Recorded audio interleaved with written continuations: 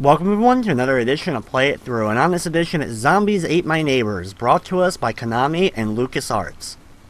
It was available on not only the Super Nintendo, but also the Sega Genesis as well, and presents you with one of the best co-op games available for the systems. The game has a nice blend of action, as well as just the overall atmosphere of cheap old horror movies, presents you with one of the best experiences on the system. In Zombies Ate My Neighbors, you go through 48 different levels and also 7 bonus levels, and save 10 of your victims, or neighbors, in each of the level in order to continue. You must save as many of the victims as you can during each level in order to move on to the next one. If you lose a victim during one of the levels though, they are gone forever and the next level has one less victim to save. The game continues until you lose all your lives, or you lose all your victims. So here we go with Zombies Ate My Neighbors for the Super Nintendo.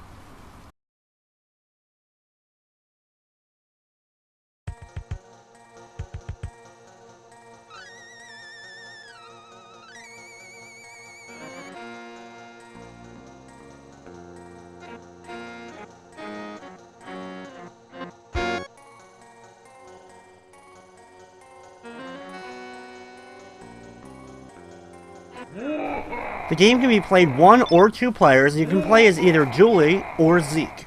And for this game, I'll be playing as Julie. For whatever reason, I've just never really liked Zeke. Maybe it's his too cool 90s hair, or just the fact that he's wearing 3D glasses, I'm not sure. But either way, we're going to be playing as Julie in this run of the game. The first level of the game really kind of gets you easily in. There's only the zombie enemies, the weakest enemy in the game, on the map, and you have to go around while trying to find each and every one of the victims. At any point in the game, you can hit the L or R buttons to bring up a mini-map which will show you on a radar system how close another victim is. In the upper left corner of the screen is not only our health, which is represented by all the little bars, but also our 2 items. The items that you have currently selected are a health kit, which is all your random items that you'll be picking up, such as keys and potions, as well as your weapons, which currently we have the squirt gun weapon selected. You can switch these out by pressing the A and B buttons to select different items. You then use the corresponding X and Y buttons in order to actually use the weapons or items. Unfortunately, they only cycle one direction, which can get a little bit annoying trying to get the right weapon selected, especially when you have all the weapons in the game. Opening up that hedge to the left of this house gets us the secret item, which allows us to go to the secret and first bonus level of the game. In order to open it up though, you need the bazooka, the best weapon pretty much in the game. And to get it, you need to find it in one of the special cabinets throughout the first level.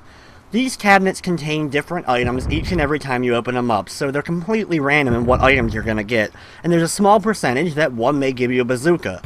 You can then use that bazooka to open up the hedge and get that secret item.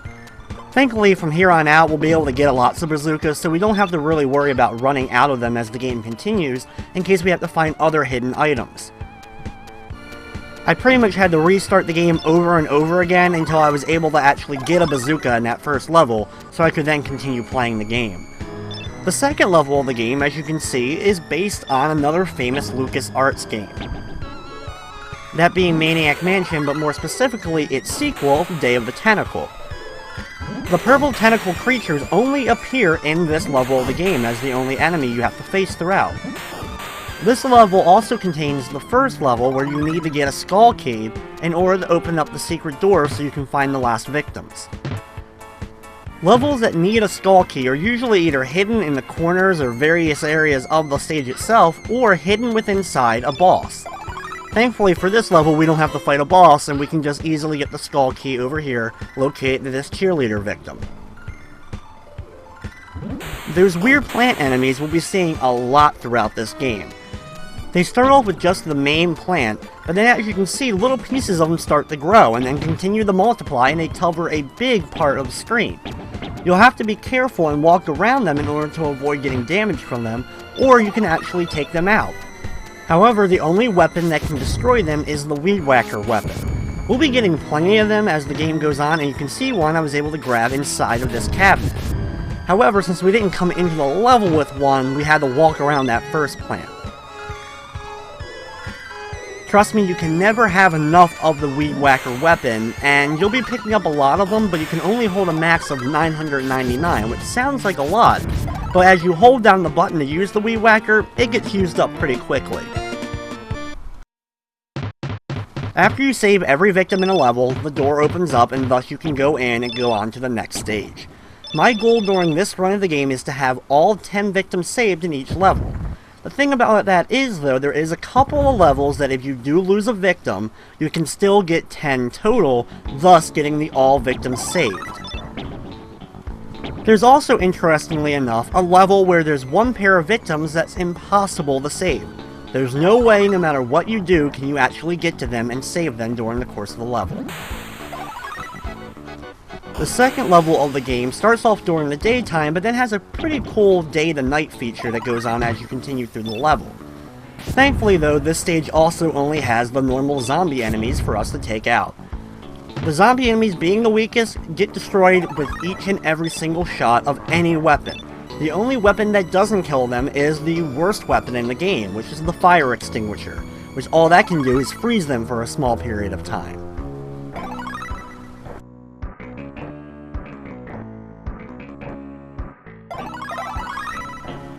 In each of the levels, I really recommend picking up and opening just about every single cabinet you possibly can during the game.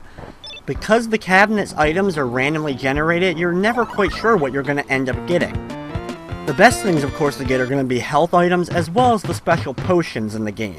And there's 3 types of potions. We'll be using all 3 during the course of the game. The red or pink potion turns you into a giant purple beast, which gives you invincibility, and you can also destroy creatures very easily. It's a great item to have, especially during boss encounters.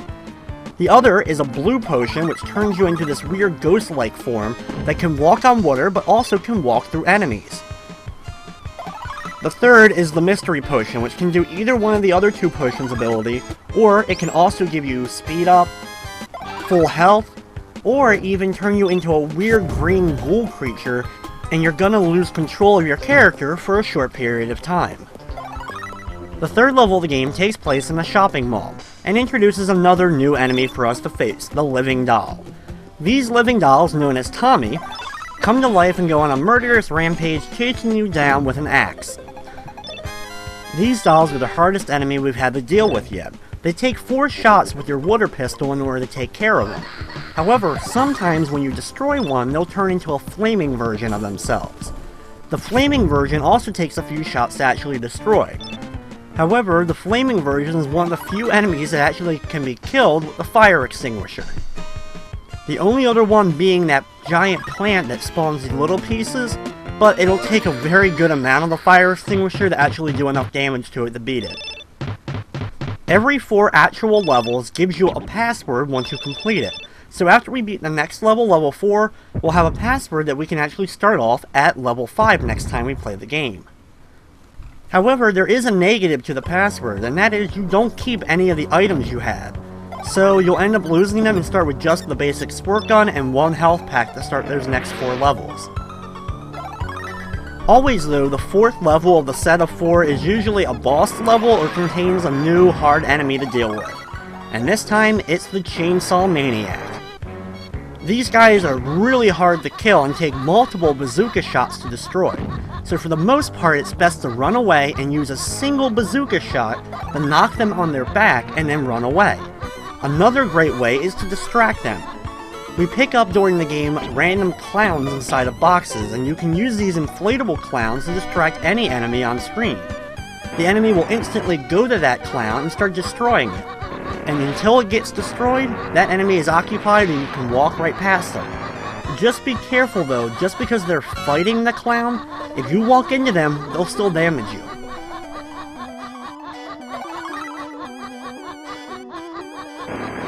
As you probably noticed, the bazooka is great for destroying hedge mazes as well as destroying doors, so in case you don't have a key to open up a door, you can just blow it up with the bazooka. Unfortunately, it doesn't work with the skull doors.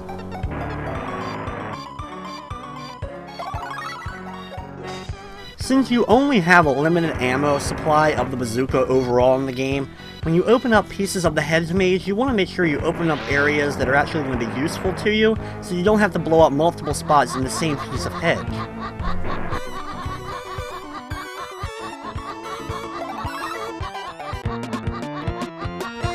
After saving the last victim, we now get our store wrap-up, and you'll also get the first password of the game.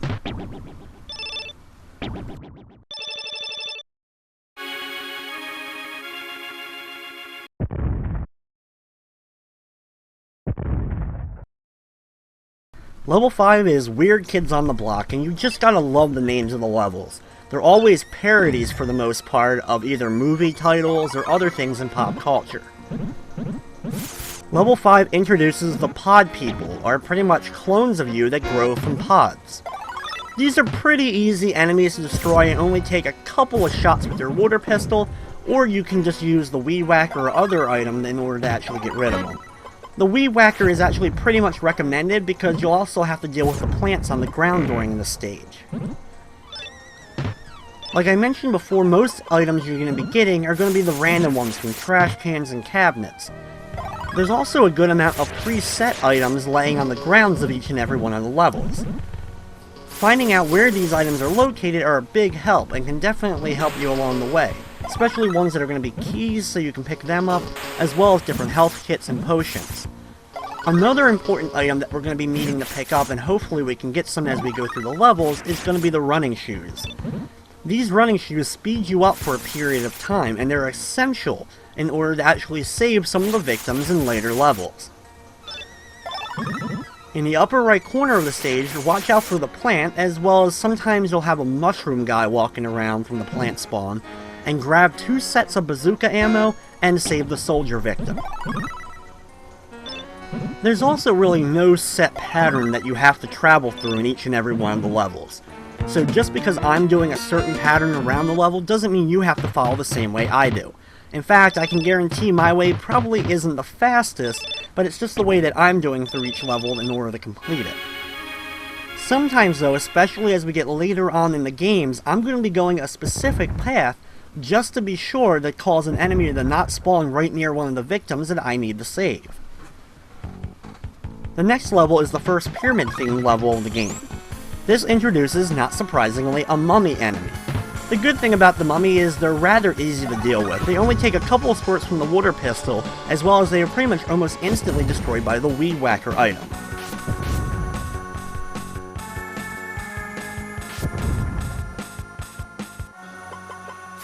This is also the first level that I'm going to start using the radar on a more regular basis. One of the other items you can pick up are these weird treasure chest items. They're known as Pandora's Box, and when you actually use them, they cause a different ray of light to come out of that and destroy pretty much all enemies on screen. They're a pretty good item overall and can definitely help you out on certain bosses, however there is a very limited supply of them throughout the game. One also bad thing about them is that when you do use them, they sometimes don't go after the boss right away and only hit him 1 out of a possible probably 4 or 5 times that they possibly could have hit that boss. As far as the victims go as well, they are set in their places in each and every level, and every time you lose one on the previous level, the next level of course has one less for you to save. And when this happens though, it's always the same one that gets taken out each and every time. So you're not going to have it where, let's say you only have 1 victim left to save on the next level, that 1 victim has a specific spot that it's meant to appear. So when you get to a boss level where you have to defeat the boss to get a skeleton key, you can guarantee that if you only have 1 victim left to save, it's the one that's going to be hidden behind that skeleton door each and every single time. Level 7 is the first castle themed of the game, and is also my favorite song of the game. This is also the first level where I'm going to be using the shoes. There's a certain new creature that appears in this level, the werewolf. The werewolf is easily my least favorite enemy of the entire game. While not overall difficult to defeat by any means, the problem with them is they can disguise themselves as victims. The couple that you see that's the tourist couple with the man and woman that you save that only counts as 1 victim, they are easily my least favorite victim to save because they can turn into a werewolf. On certain levels, after a certain amount of time has expired, that victim will turn into a werewolf when you get close to them, causing you to lose one victim. So, in order to actually save every victim in every level, you'll have to know what levels these are where the werewolves are going to appear and quickly save the tourist victims before they end up transforming. However, there is a couple of things you can do to manipulate that timer, mainly that you can have a certain amount of creatures on screen at one time, and if you have too many enemies on screen at one time, you can't have any more, so thus they can't transform. It's a tactic that we'll only probably have to use maybe once or twice throughout the game, but it's another way to manipulate that time limit that the game gives you on saving the tourist victim. These levels also feature a good amount of doors for you to open up. You'll find that most of the castle-themed levels have tons of doors for you to travel through, so you'll have to have a lot of keys in order to get through, or at least a good amount of extra bazooka ammo to use as well.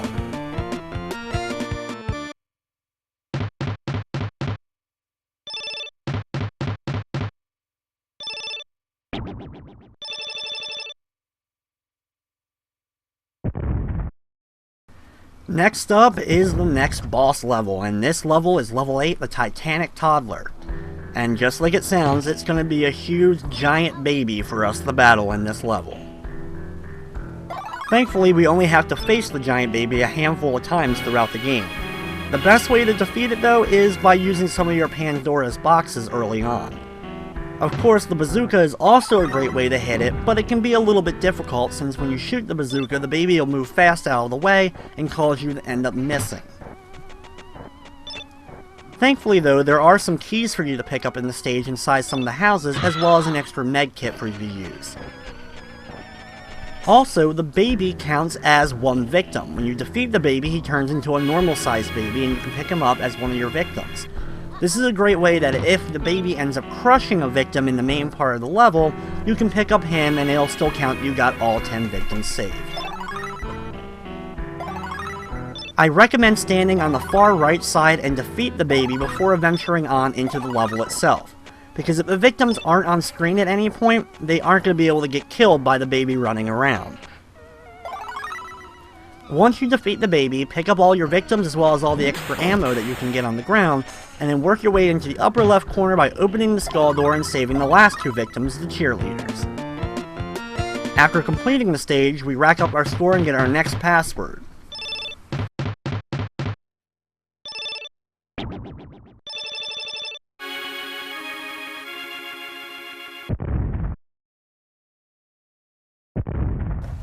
The next level is Toxic Terrors, and just like it sounds, there's going to be a toxic enemy for us to deal with. And that is these giant mountains of slime. The worst thing about the mountains of slime is they spit up slime up into the air, and it can land on you. The thing about it is, when it lands on you, you're going to lose all control of actually being able to attack enemies while you have it on your head. It can also hit victims around on screen and kill them after a short period of time of that being on their head. Thankfully though, you do get a small window to still save the victim, even while the slime is on top of them. Up here, open up this hedge using your bazooka in order to grab the mystery item. This is the item that you need in order to enter the next bonus level. Over here, use your weed whacker to destroy the plants so you can get down in the lower right corner to save this victim, and then work your way back up and get inside the house to the right in order to save the final one.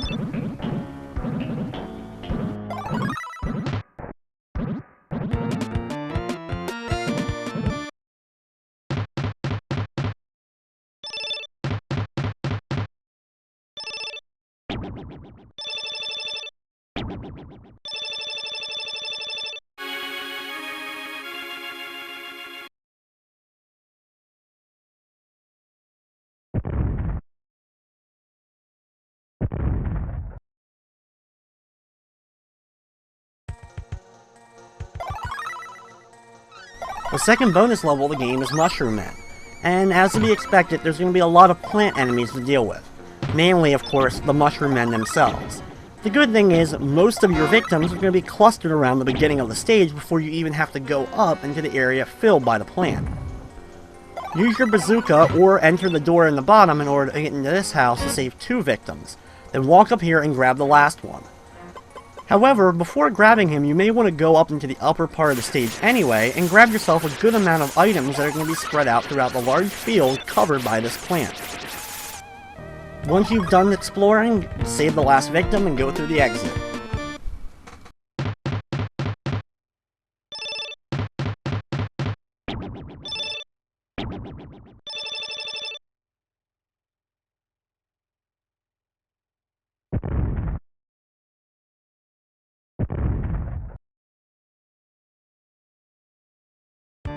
The next level is a giant factory area, so you have conveyor belts that you'll have to deal with for the first time. These conveyor belts of course move in one direction, and they push and pull you depending upon what direction you're going. This level has a large amount of the living doll enemies for you to deal with, so be very careful as you're making your way through trying to save your victims. Even though we're going to be using the bazooka to blow up a large amount of the crates seen here in order to actually save the victims, you cannot use your bazooka on the dolls, as they'll just go over their head and can't actually hurt them. So don't accidentally waste your ammo by trying to hit them with it.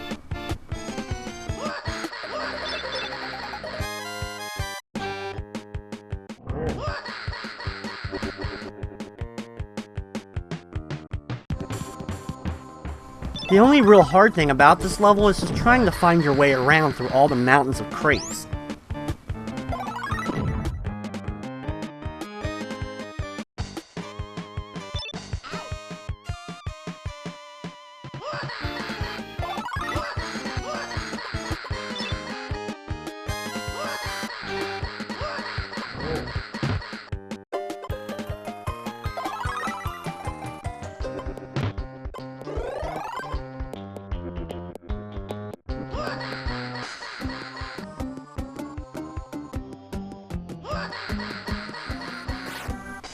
Some of your secondary weapons, or the weapons that I don't use the most, such as the silverware, dishes, tomatoes, are good items to use during these types of levels because they do good damage to the living dolls. Another thing to use is the cans of soda. While almost impossible really sometimes to hit and predict exactly where you're going to hit an enemy by using one, those cans of soda are some of the best weapons to use in the game. Surprisingly, they do some of the most damage to enemies, and they do a good amount of damage to just about every enemy type throughout the game. The next level is Weeds Gone Bad. And you can guess it's going to be tons of weeds everywhere. So hopefully you have a good amount of the Weed Whacker weapon available by the time you enter this stage. And if not, there is a few weapon pickups throughout the level as well that you can pick up in order to actually help yourself while you're trying to find all the victims here. This is also a good stage that if you actually have one of those invincibility potions, you can use one of them as well to help you through if you need it.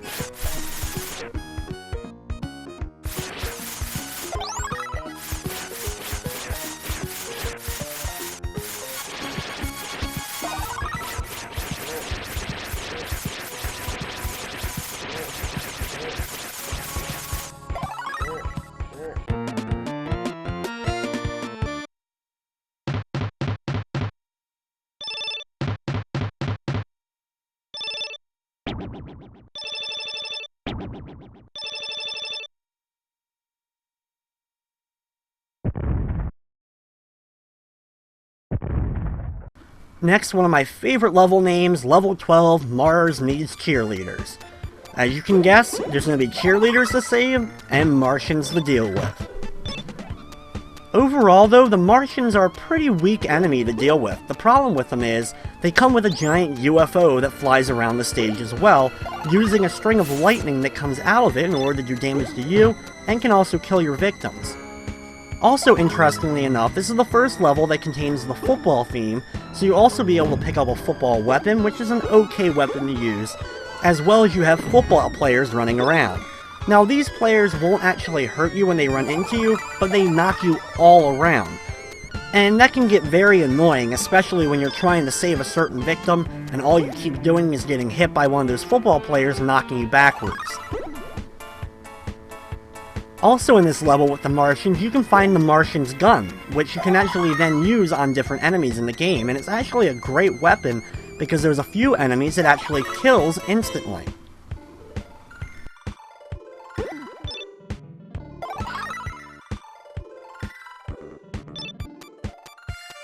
The best strategy though for walking in this level is definitely not hanging out on the football field itself.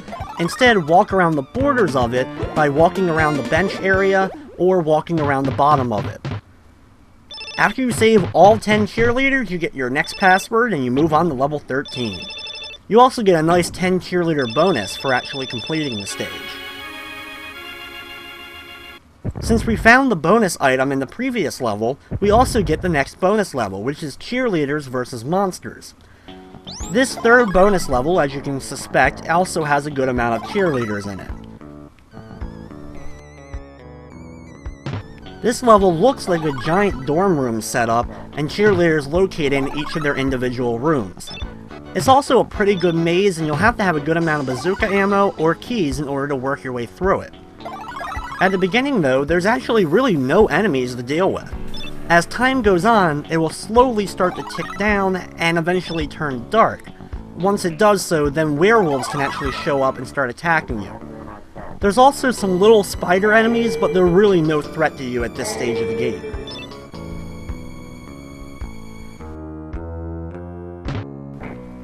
When the werewolves start to appear, they can get a little bit annoying, especially in small corridors. However, using your silverware, the knife and fork, you can instantly kill any of the werewolves. Also, another good item to use is your cans of soda, which you can hurl over walls, in which case you can take 2 of them in order to kill one of those werewolves.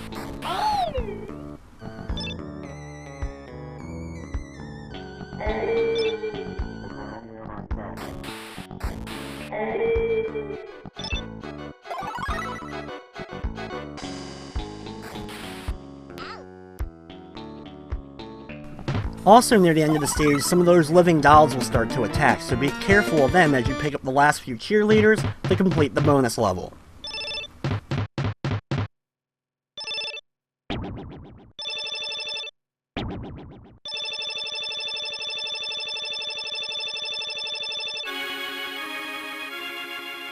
Thankfully though, you also get a password by completing that bonus stage as well, so you can start off at level 13 next time around.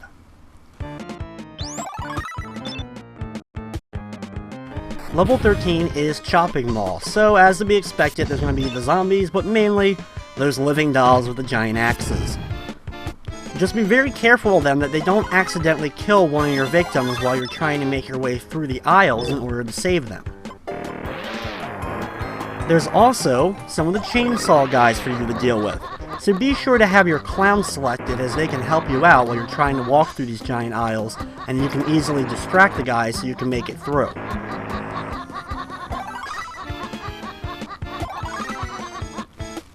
It's also interesting that each of the victims are worth a different amount of points. The cheerleaders being worth 1,000, while you have the old teachers only worth 10 points.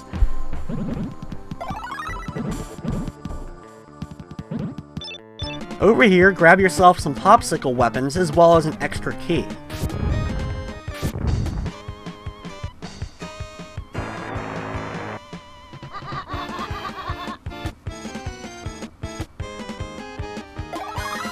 Work your way back through the aisle, save your last 2 victims, and then enter the exit door to complete a relatively tough stage.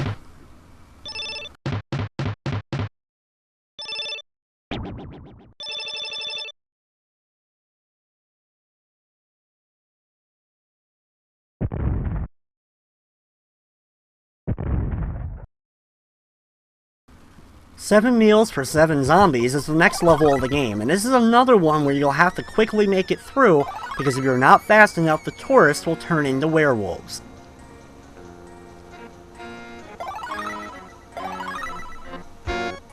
Thankfully though, by using the shoes, I'm able to speed quickly through these corridors and save all the victims I needed to save before any of them transformed. Now I can take my time working my way through the level and just use my normal weapons to take out some of the zombies as I try to save some more victims before the werewolves even start spawning. Watch out for the floors in this level because it's the first level where you'll have to deal with a lot of spikes on the ground. These spikes alternate when they go up and down, so you'll have to time it correctly so you can make it over them before you end up getting spiked.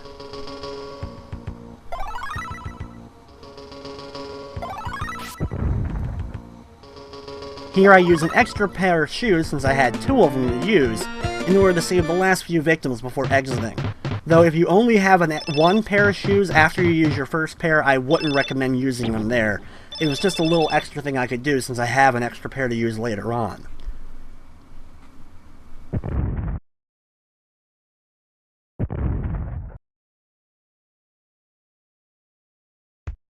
Level 15 is Dinner on Monster Island. Start off by walking down and enter the small house in order to save the teacher. Then go below the house to grab a key before heading over to the right and save that cheerleader. This level has a good amount of water to deal with, and it's the first level where we have to deal with the Squidman enemy. These Squidmen overall aren't that tough, but they're the only enemy that can enter the water along with you. Thus, they can move around pretty quickly underwater to hit you while you're swimming, as well as actually pull down any of the victims that are in those inner tubes.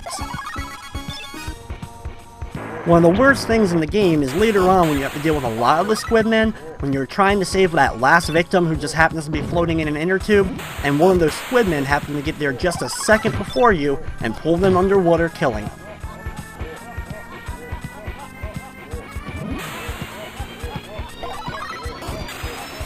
Up here, we save our last cheerleader by this fire before going into the exit and moving on to the next level.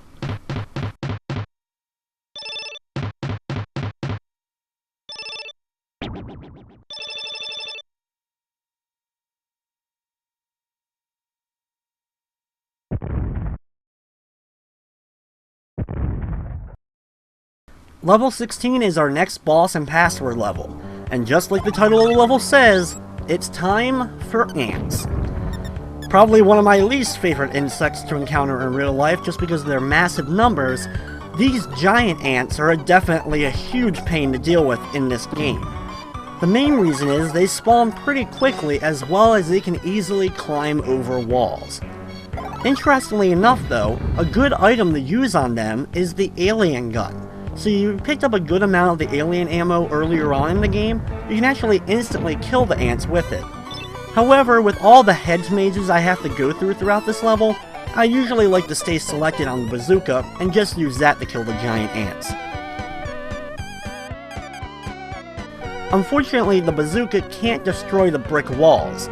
Though you would think it would be able to, unfortunately it can't, so you'll have to walk around them as you make it to the farther layers of this level.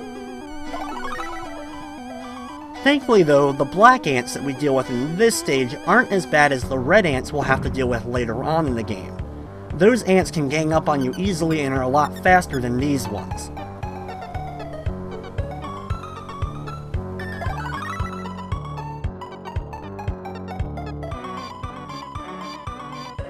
After walking past miles of brick walls, we finally get to the outer opening. Up here we can save 2 victims, then blow up the hedge and walk around to the lower right in order to save this baby.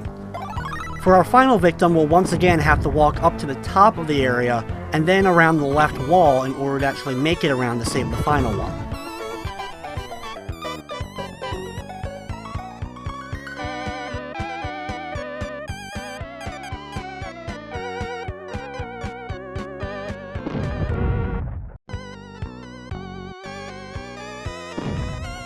When you finally make it down here, blow open the hedge and then walk over to the left wall. Be very careful of the 2 openings that the ants are going to pop out of. Thankfully though, even if there are ants chasing you, you walk faster than them, so we should be able to get past them as we walk up the left side of the wall. Up here we save the last tourist victim for the level and we move on to the next stage.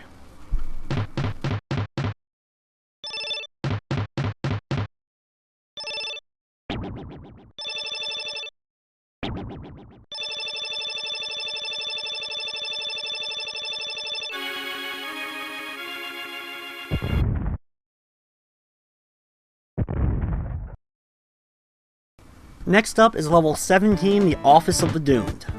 This is another level where we'll have to deal with tourists, so we'll have to use some speed up shoes in order to save them. Also, by blowing up these spider webs, we're able to get into the upper right corner where we can find the mystery item, which grants us access to the next bonus stage after this one.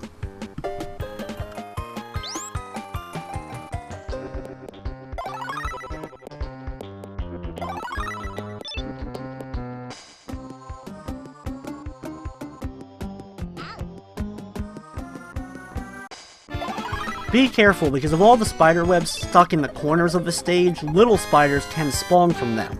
While a very easy enemy, they can get in your way and they also can still kill your victims, so you have to be careful of them.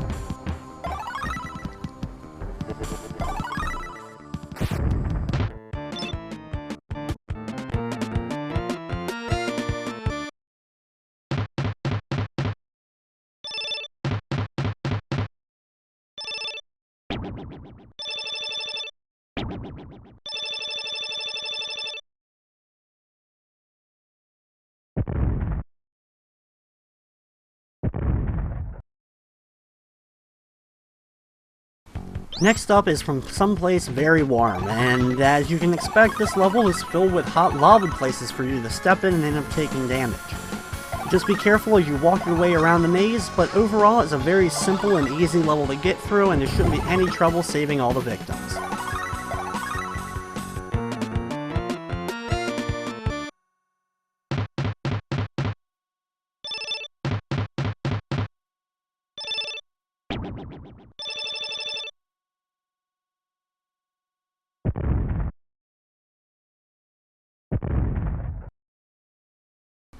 Next up is Squidmen of the Deep, so as you can expect, there's going to be Squidmen enemies to deal with.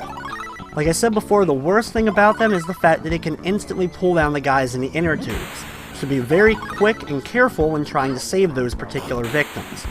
Also be careful that if you're low on health and jump into the water, that you accidentally don't run into those Squidmen, because you can't heal while underwater.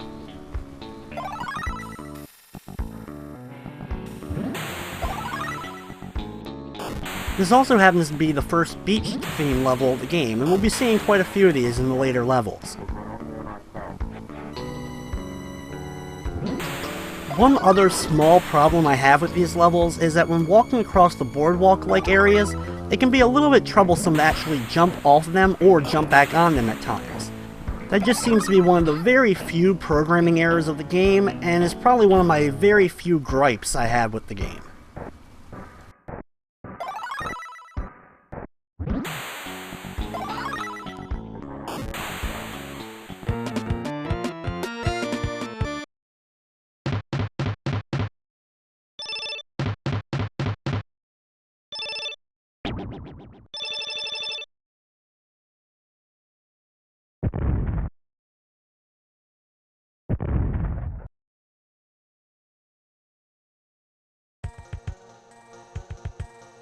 Next up, level 19 is Nightmare on Terror Street. This is another level where you'll have to deal with those victims that can transform into werewolves. Thankfully though, they give us a little bit of time to actually get up into the upper right corner and grab a free pair of shoes before we start running through and trying to save all those victims. My first goal in this level is to save those tourists and then focus on all the other ones, so even if I see other ones to save, I'm just going to focus on getting them first, and then work on going backwards and saving the rest. Once the screen turns all the way dark like this, they would have transformed and the werewolves can start spawning at any time.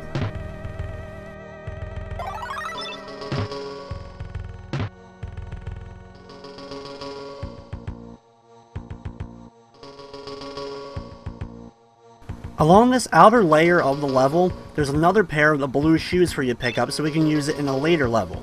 Then we can blow open the Hez Mage in order to get inside the graveyard area to save this victim. Now we can go back also to that first house area where we were before at the beginning of the level, and save the victim that we didn't save, the teacher, in this house. Thankfully though, the last victim is just outside of here, the cheerleader, and then we can move on to the next stage.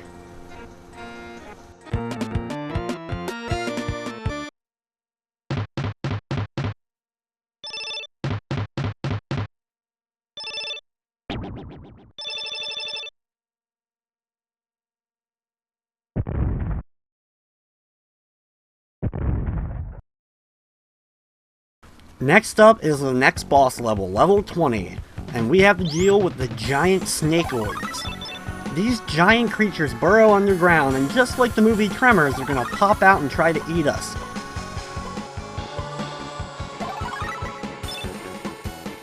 Trying to save all the victims can be a little bit of a pain during this stage because you need a lot of the skeleton keys that you can only get by killing the giant snakeoids. Here, thankfully, I already still have a skeleton key available to me from an earlier level, so I can go up inside this area to save a few more of the victims before I actually fight the giant snakes.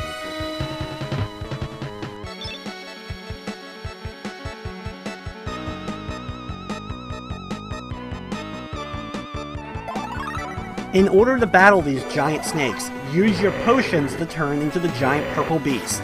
This is the first time we're using this form in this game, and this is easily the best thing to do in order to actually beat these creatures. As soon as they pop up, keep punching non-stop. If you keep punching repeatedly, you can get the monster to immediately pop back out of the ground, and you can continue the beatdown on them. They take a very good amount of hits, but the more you throw out the punches, it seems the more it delays the amount of time you have to stay in the creature form. Once you destroy one, it'll drop a skeleton key. Grab it, and then continue to fight and destroy the other one. There's 3 total that you'll have to beat in order to get all the skeleton keys in this stage. Some of your best weapons that you can use in case you don't have the giant beast form is to stay away and use your bazooka, or even the ancient artifact, the cross-looking item that we would have picked up during the pyramid levels. If you don't have those, you can then resort to stuff like the soda cans. While very hard to time, if you can hit them with them, they do a good amount of damage.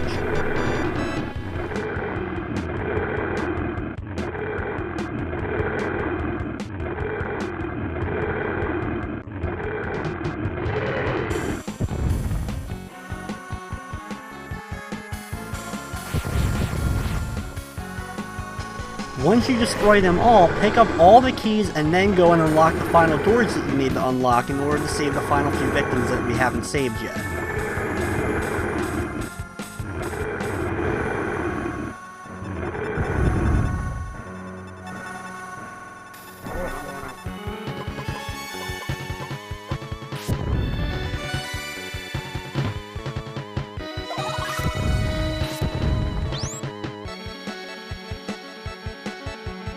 After destroying the snakeoids, just be careful when continuing through the level, because there are still, of course, the normal zombies to deal with.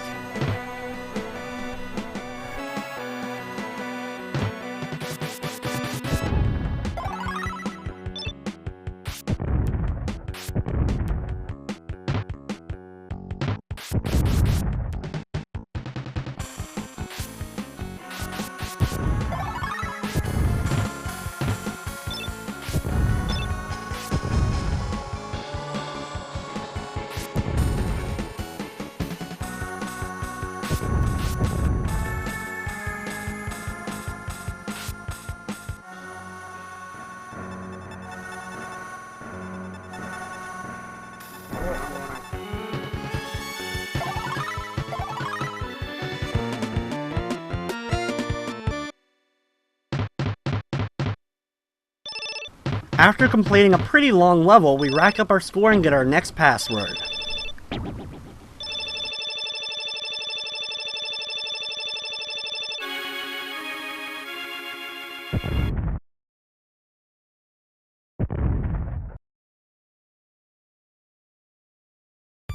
Next up is the day the Earth ran away, and it's the next level where we have to deal with the Martian enemies. Just like the first time, they aren't too bad, but you have to be quick sometimes because they'll encase one of your victims inside with their bubble gun.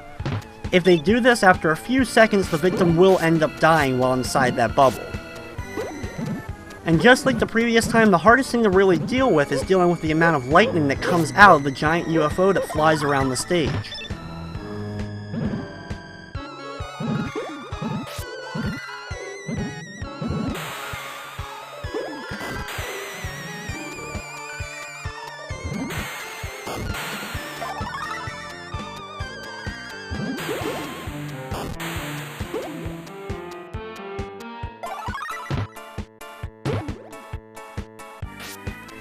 The Martians really aren't too bad, though some of them move faster than other ones, and usually what they like to do is walk away from you at a good distance and then fire their guns straight at you. So when they have you lined up, if you just sidestep them by 1 or 2 steps as soon as they fire, you should be able to dodge their weapon.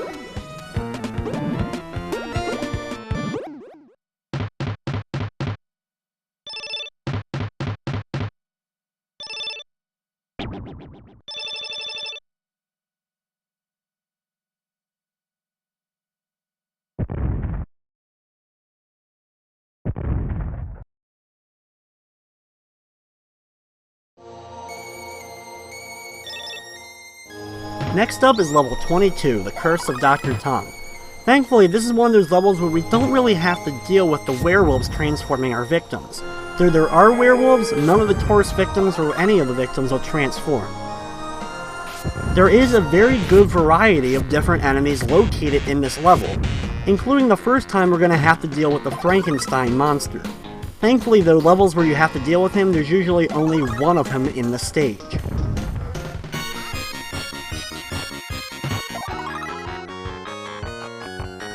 One other thing is you'll have to collect a skeleton key in order to open up the one skull door in order to get the bonus item for this stage that allows us to get into the next bonus level.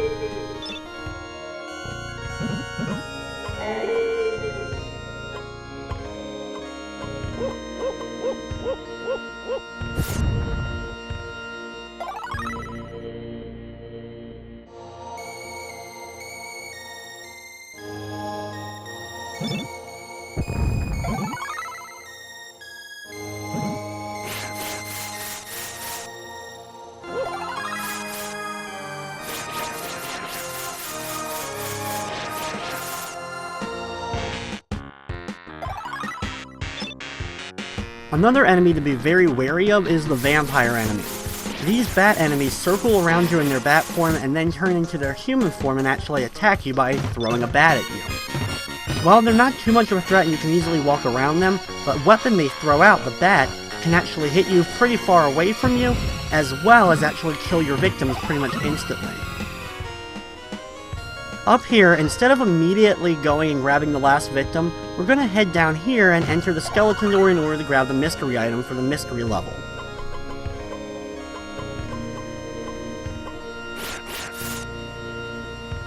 Now we're going to head back up here and grab our last victim and go into the door for the next level. Over to the right here though, you can see Dr. Tongue eating a potion, and then he'll disappear. You'll see him quite a lot in any level featuring him, in which case he'll just immediately transform and go out of the level until later on when you actually finally get to face him.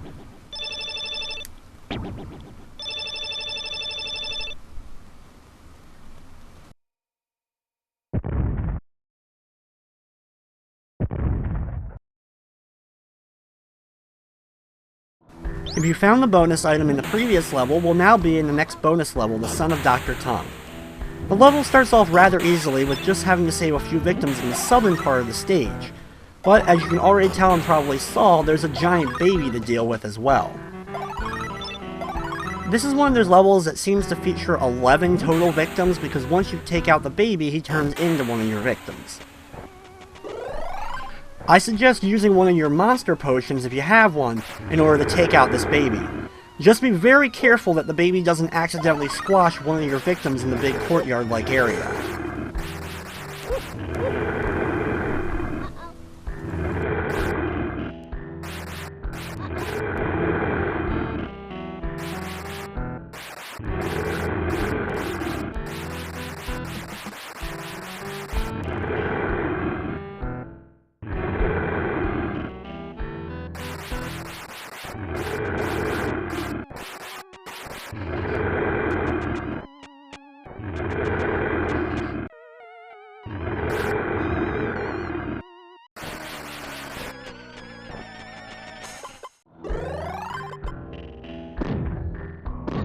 If you end up running out of your monster power, then get into the upper right corner and use your bazooka in order to hit the baby a few more times to take it out. Then head through all these locked doors into this lab area. Dr. Tongue will disappear, and in the upper right corner will be another hidden victim the only time you see him in the game. This weird fly guy, I assume, is actually the son of Dr. Tongue, who accidentally transformed himself into a fly.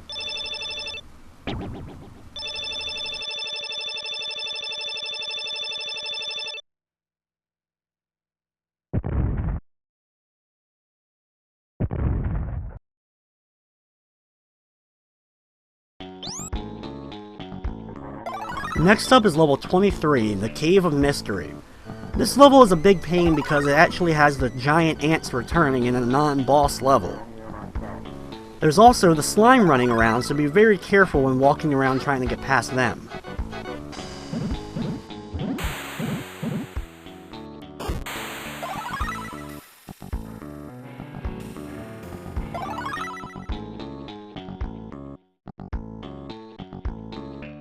As long as you come into the level with a pretty good amount of bazooka ammo, you shouldn't have too much trouble.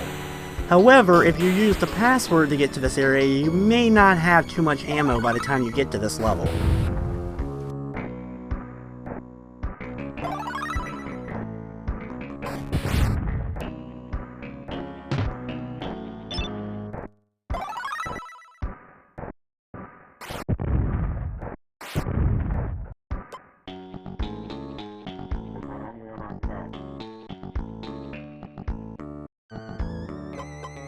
Up here, grab the soldier guy, and be careful because the ants can actually pick up your items, mainly the bazooka ammo, and try to carry it off with them. But you can easily kill them and then grab the item from them.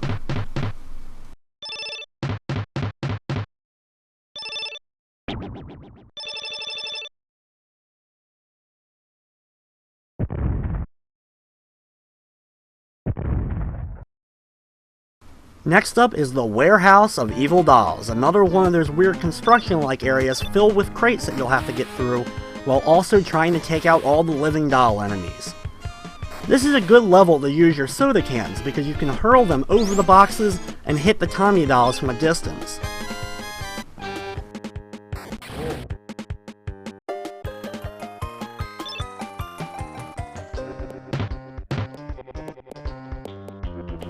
This level is also a pain just because of its maze-like structure. Thankfully though, with those soda cans in hand, you should be able to hit the Tommy dolls before they're actually able to hit any of your victims.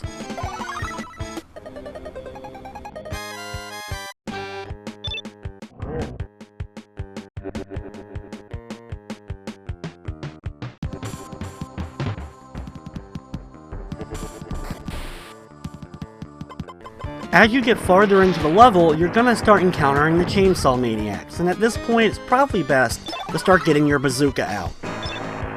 You can always use those clowns as a distraction to distract the chainsaw guys while you try to save some of your neighbors.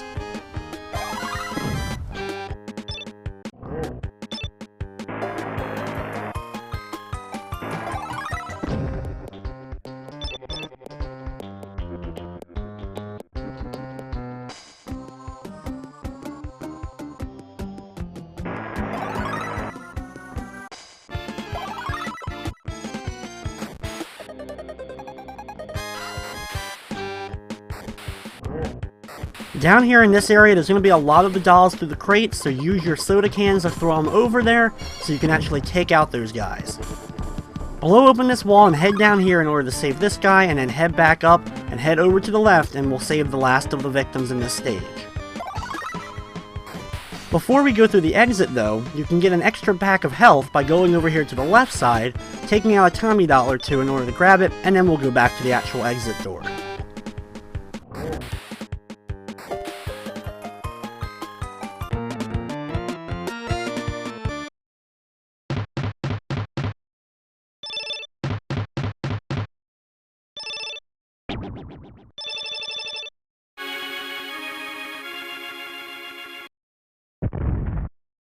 Thankfully, that was one of those password levels, so after completing level 24, we get another password. It's now time to move on to level 25, Look Who's Shopping. This level is a big pain, because not only do we have slimes, we also have giant ants to deal with, and another one of those giant babies. Of course, for the ants, one way to take care of them is by using your bazooka, or of course you can also use your alien gun to instantly take them out. Just like all the other shopping levels though, you also have to deal with the Tommy dolls, which can be a pain. Just try to get to your victims here before they end up running into them and hit them with their axe, or even just their flaming bodies can kill them. I recommend saving all the victims on the upper layer here before traveling down the escalators and battling that giant baby.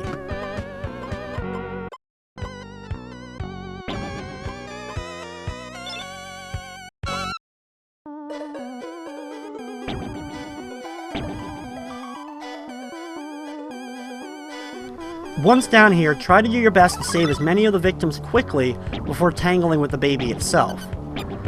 You can bounce on this trampoline in order to get to the upper bottom layer.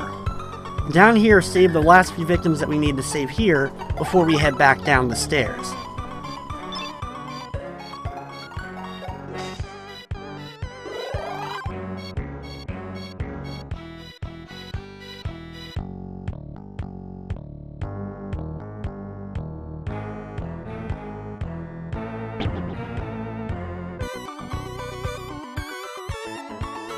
One plus about this stage is since you already have 10 victims you can easily get to, you actually don't have to fight the giant baby unless you really want to. This will end up granting you another victim in case you ended up losing one at this point.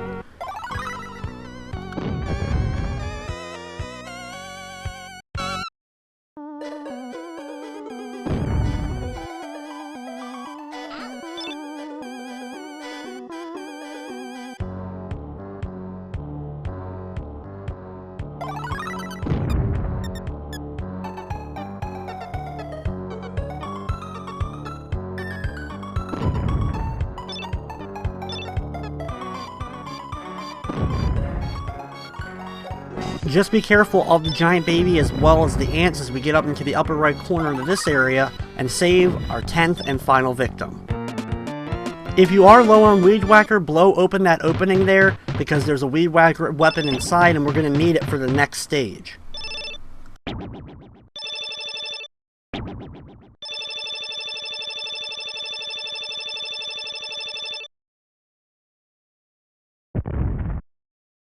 The title for level 26 is a parody of one of my favorite books of all time, and it's called Where the Red Fern Growls.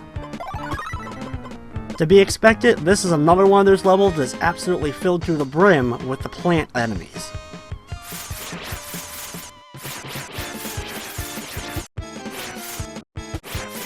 Be very careful of the plant enemies, especially when you're trying to take out the actual pods of the plants, because they can end up erupting the purple slime out the top and end up hitting you.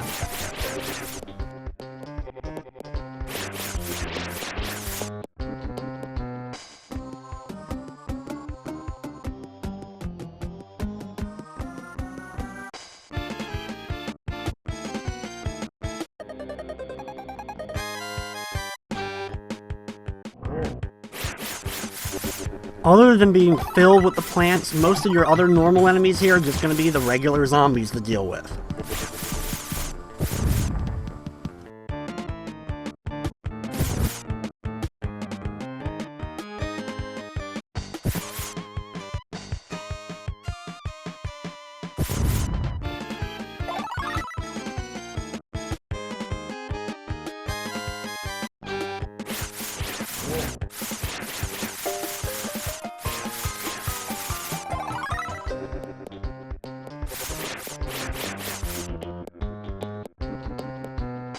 Being a rather large level and having a good amount of maze-like qualities to it, it'll be a little bit difficult to get around this stage, but take your time and use your Weed Whacker wisely, you shouldn't have too much trouble here.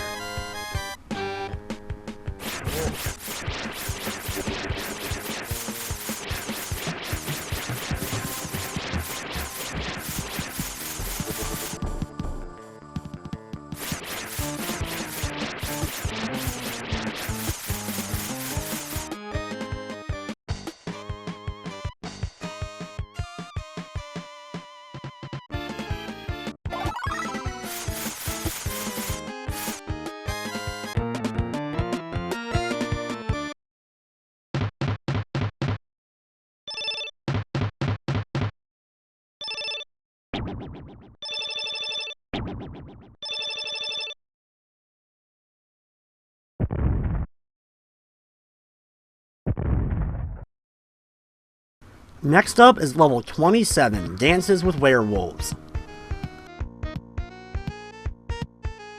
As the title says, there's werewolves, and lots of them. That's actually the only enemy in the entire level. The good news is, however, there won't be any of those werewolves that transform your victims, so you don't have to deal with that part of it. The best thing to deal with these werewolves, though, is just make sure none of them are directly near a victim before you start heading too close to that victim. That way you can stop the werewolves from actually killing them before you're actually able to save them. The bazooka ends up working rather well. Of course, it'll kill one of the werewolves easily, but however, if you're low on ammo, another good item to use, of course, will be your soda cans from afar, or you can use your silverware, which will be an instant kill on them. You'll have to use the trampolines correctly in order to get into the right areas, so you can find out the locations of the certain neighbors.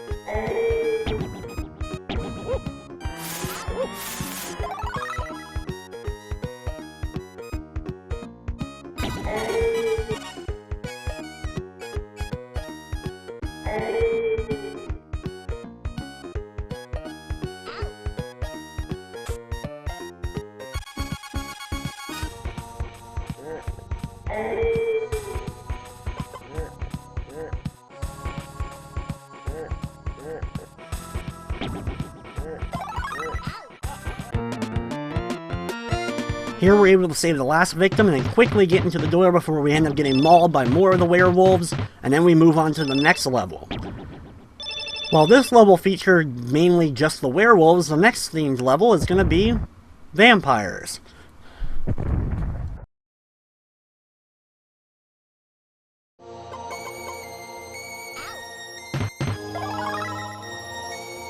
However, for a level themed after the vampire enemies, our biggest threat here is the werewolves again. We'll have to quickly use our shoes to speed up and save all the tourists before they transform within 8 seconds of entering the stage.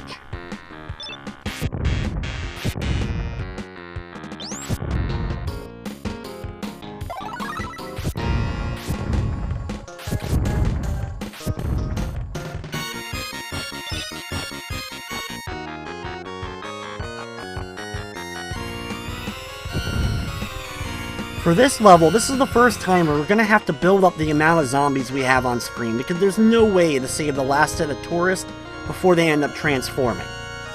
So we gather a ton of zombies on screen at once until no more can spawn, and then work our way up to the upper right. We'll save this guy along the path, but our main goal is going to be continuing to the north.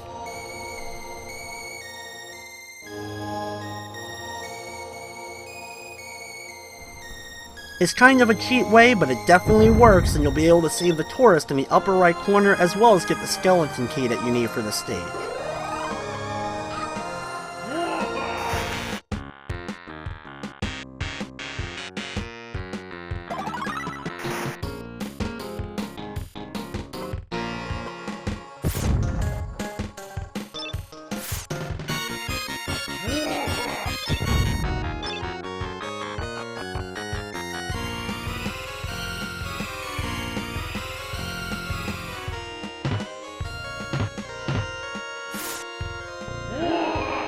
Open up the 2 skeleton doors and then head up to the north to save this cheerleader. Walk down here to grab the other skeleton key as well as some extra gold for some extra points. Then head back down and go down these stairs and open up the last of the skeleton doors. Open up the last 2 gates and save the last victims, and then enter the door before the vampires end up surrounding you.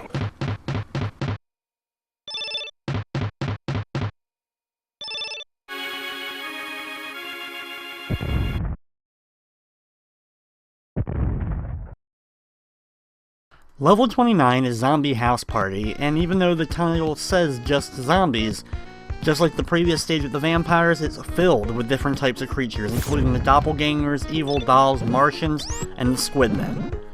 After 55 seconds or so in the stage though, the werewolves will also start spawning, but don't worry, you don't have to save the tourist.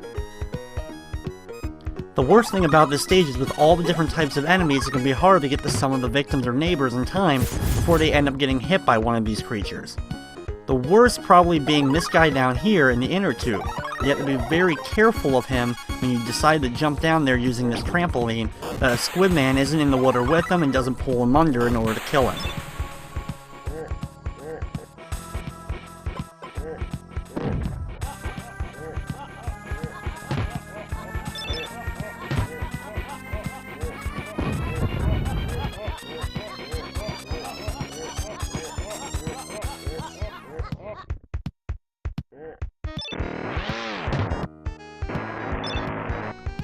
Remember, just like before, if one of those chainsaw guys tries to get in your way, use your bazooka if possible to knock him down and then try to run away from him. Thankfully, with a good amount of walls during this stage, you may be able to get him stuck behind the wall, and then you can run around the opposite side and continue on. Be sure to grab these shoes in the corner in case we need them for some later levels where we have to save tourists really fast.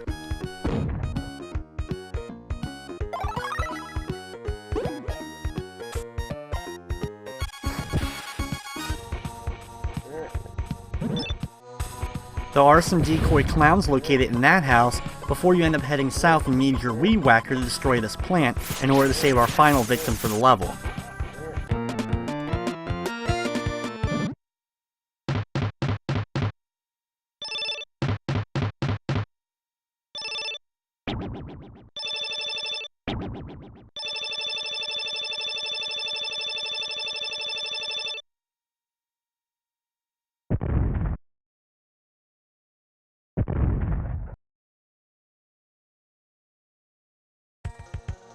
Level 30 is the Terror on floor 13, and this one's one of those inside the old house levels.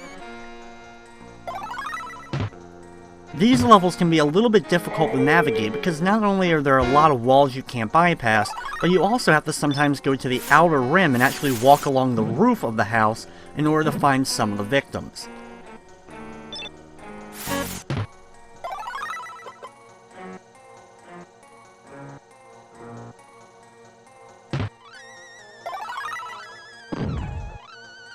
From this point on in the game, we've pretty much seen all the normal types of enemies that you have to do battle with throughout the game.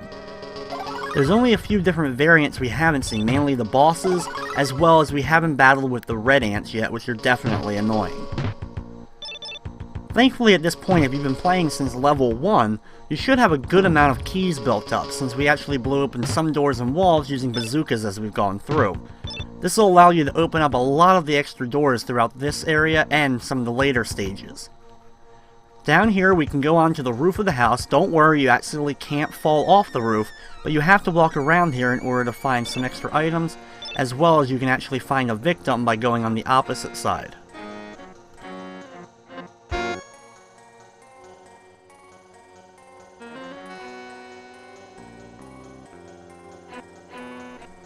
Follow the roof all the way around, and eventually you'll come to a dead end where you can actually use your bazooka to get back inside the house, and that puts us exactly where we need to get the last couple of victims. In the final door that we enter, make sure you grab the health kit and then save the last cheerleader before going through the exit.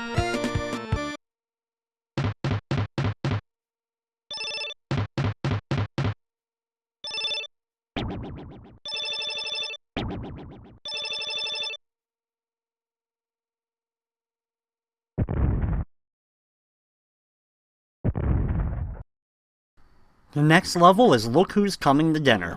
This stage ends up being rather easy, with our only real threat being the Squidmen as we try to run around and save the victims during this stage. One victim in particular, a baby, can be a little bit difficult to save sometimes because they end up getting put next to one of those crazy chainsaw guys.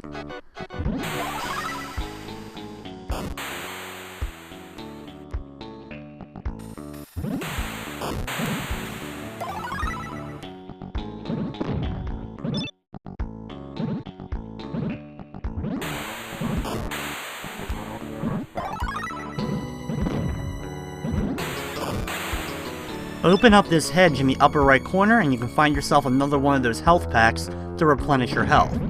A little bit to the left though, you can open another hedge and find yourself one of those mystery potions. Over here, select your weed whacker and mow down some of this plant while collecting some keys if you need them, so you can work your way down here and save this baby, which is the one I mentioned earlier, right near the chainsaw maniac. But thankfully, as soon as the chainsaw guy appears, as long as you're also moving rather quickly, you should be able to get to the baby before he actually realizes what's going on and actually tries to attack that baby.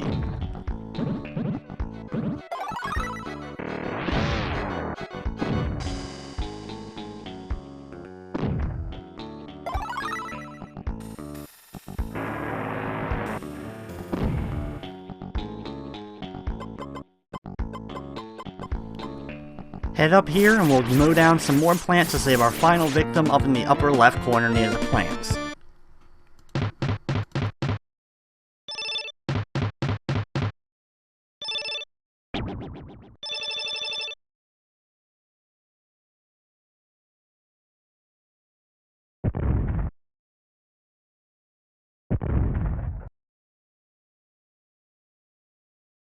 The next level is Giant Ant Farm, and just like it says, it's filled with ants.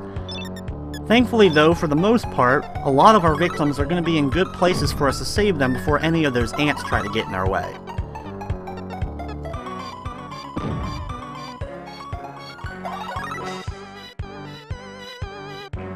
You should have a decent amount of bazooka ammo, or at least one of those monster potions you can use to help you along this stage so you can take out the enemies.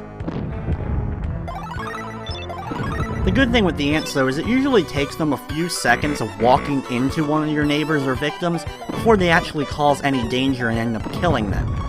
So you'll have a few seconds to get out that bazooka or whatever weapon you choose and get a nice shot off or two before that ant ends up killing the victim.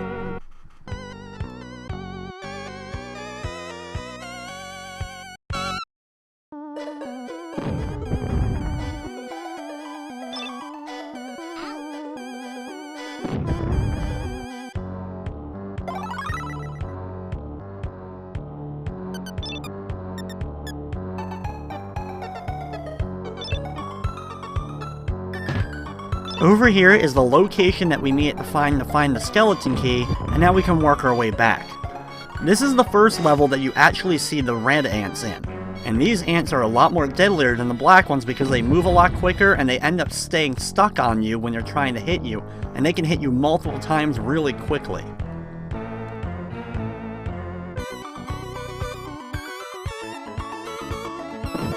Down here, we'll use one of the skeleton keys that we found in order to open up this door and save this victim.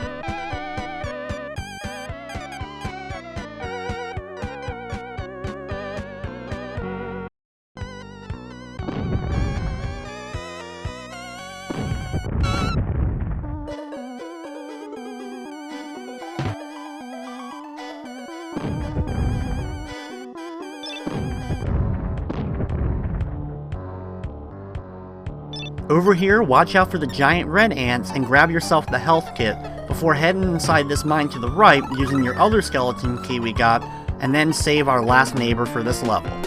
Thankfully, after completing the stage, we not only get our score racked up in a perfect bonus, we also get our next password.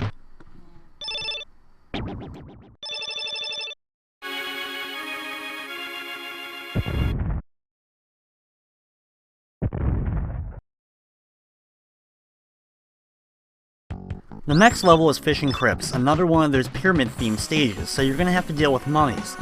The other problem is you also have to deal with squidmen as well while you go through the small bits of water that are in this level.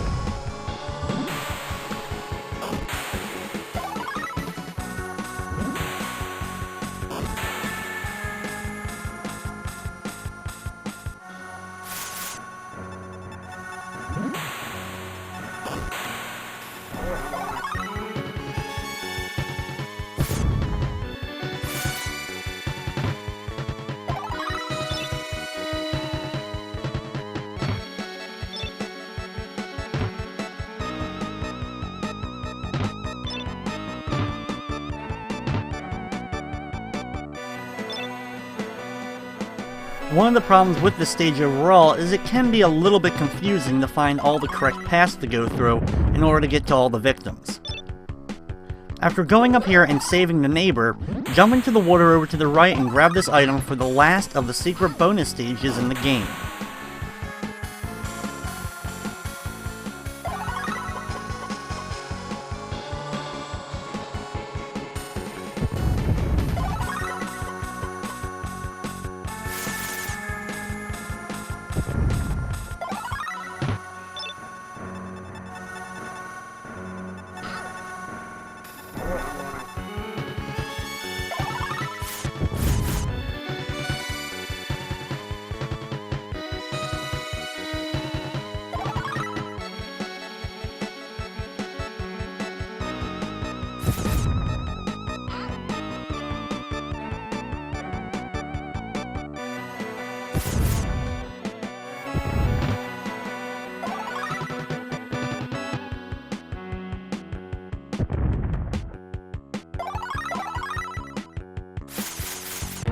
Unfortunately, during that stage, I got a little bit lost while trying to make my way through, but at least I was still able to find all the neighbors.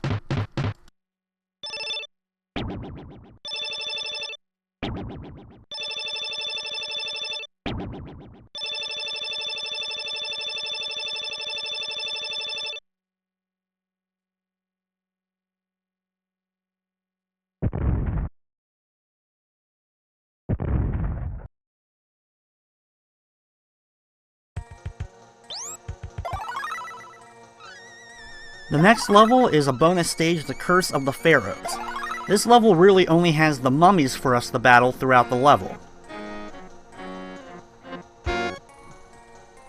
Just work your way through using your weed whacker as a pretty good weapon to take out all the mummies while you find all those explorer neighbors that are spread out throughout the stage. There's also a good variety of weapons laid out for you to find so you can get some extra items while here as well. The best thing about it is there's a lot of those Pandora's box items that we can use on some of the later bosses. Just to the left here, you can see an extra life if you need one by using your bazooka to blow up the web.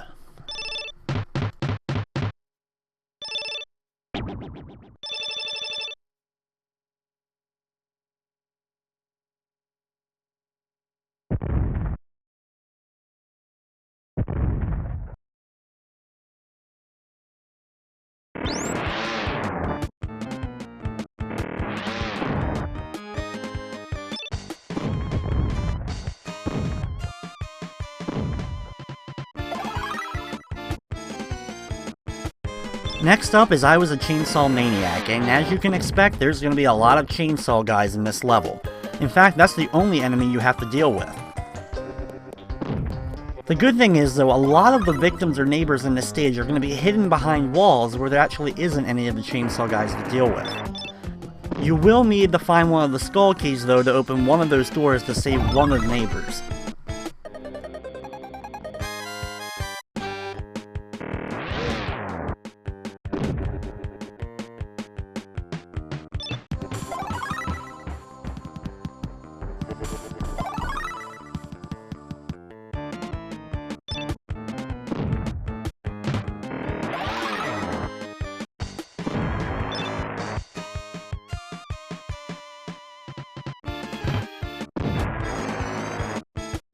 Easily the hardest thing about this level is finding those skeleton keys located amongst all the rows and rows of different boxes.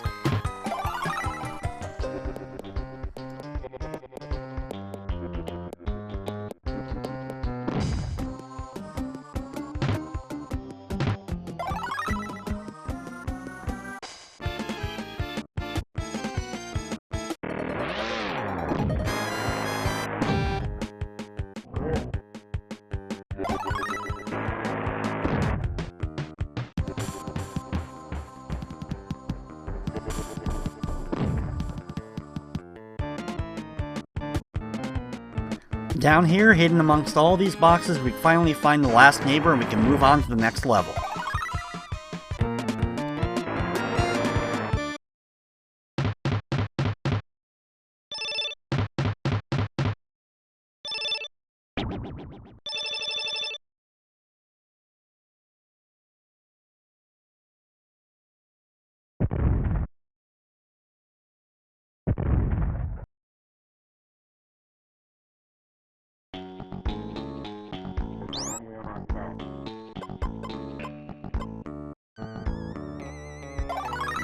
The next level is another one of those Island Paradise themed beach stages.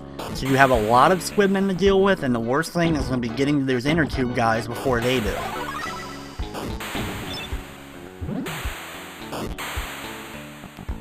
Thankfully, for the most part, the neighbors that are on the land areas should be pretty easy to get to. When you're able to jump out of the water, you should be able to get to that guy just a second or two before any of the squidmen are able to take a swipe at him.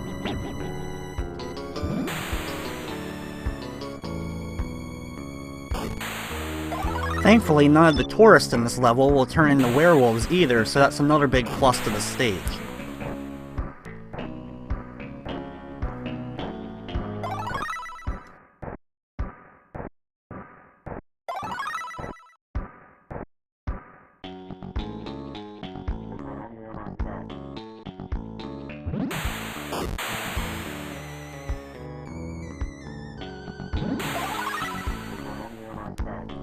Thankfully, I was able to get to the last of the inner tube guys and end up getting the exit to open up before any of the squidmen took him out.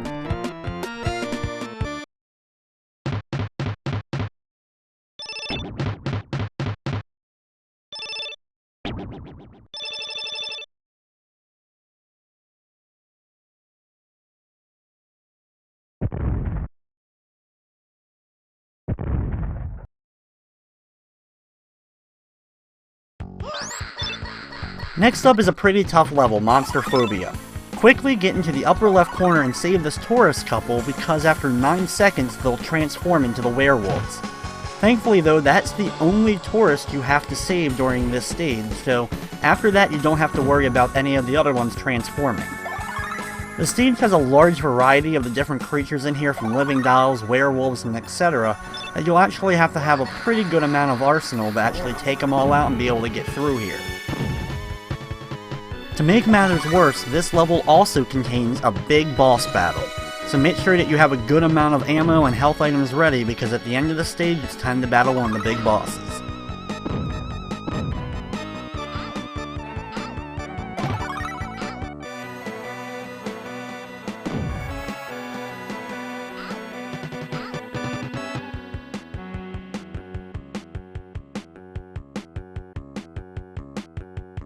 You'll have to walk along the roof section and then get to this baby on the far right.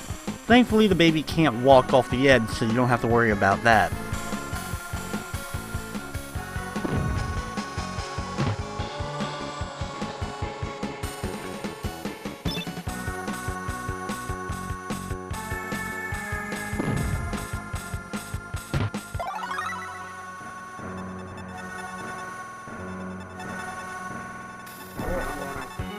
After you've run around and collected everything that you need to, head back down to the south area and go into that area where the plant was located.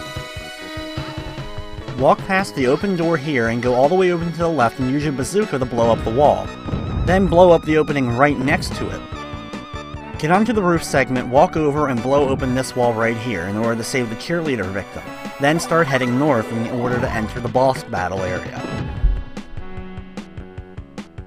Make sure that you have full health, and I would recommend selecting whatever weapon you want to use. One of the best weapons to use is a flamethrower weapon that we could have picked up earlier on in the game. However, another great method is just by using your bazooka or the monster potions.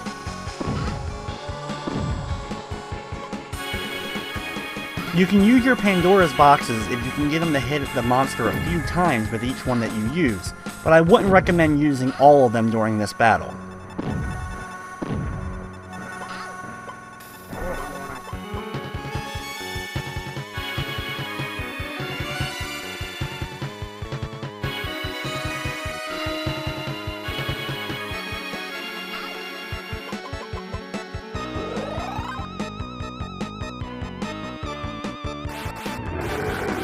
The big problem with this boss for sure is the fact that he lays all those little webs everywhere.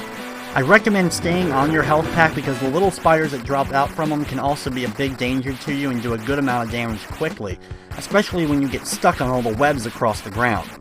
You can easily use your weed whacker to get rid of them, but while you're also battling the boss, it's really not that easy to switch between your weapon and the weed whacker.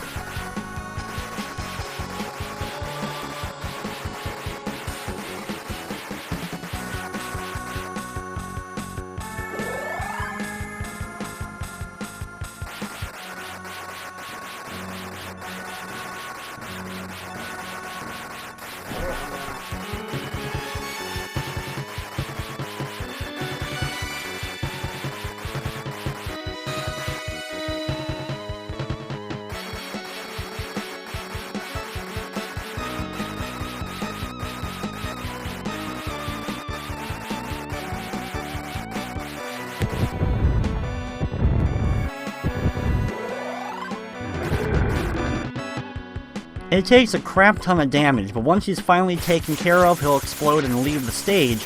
Then you can use your weed whacker to clear the area you need to in order to get to the upper section and save the last victim of the level.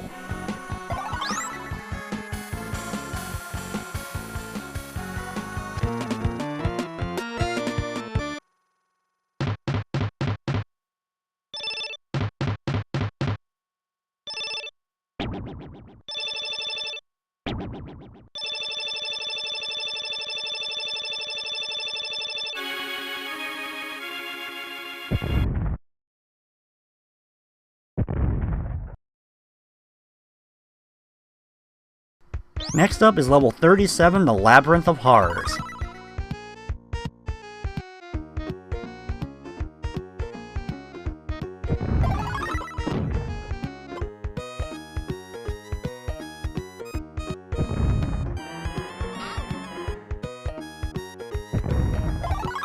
Thankfully, since the previous level had one of the toughest boss battles or even fights in the entire game, this one ends up being a lot easier, even though it has a pretty good variety of enemies to deal with, such as werewolves, vampires, and even the Frankenstein monster.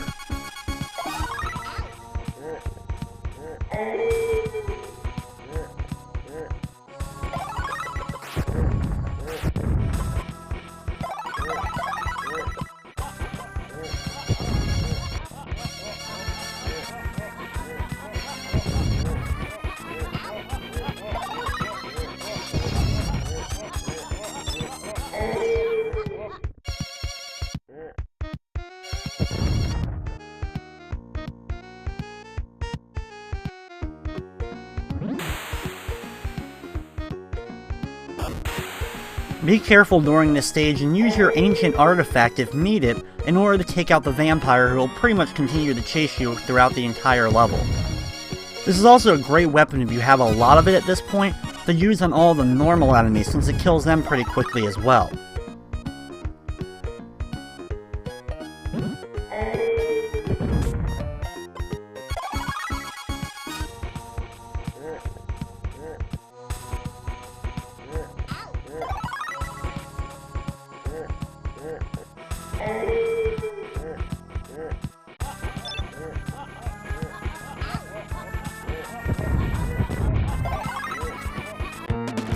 Up here, right in front of the Frankenstein monster, we save the last cheerleader for the level and we move on to the next stage.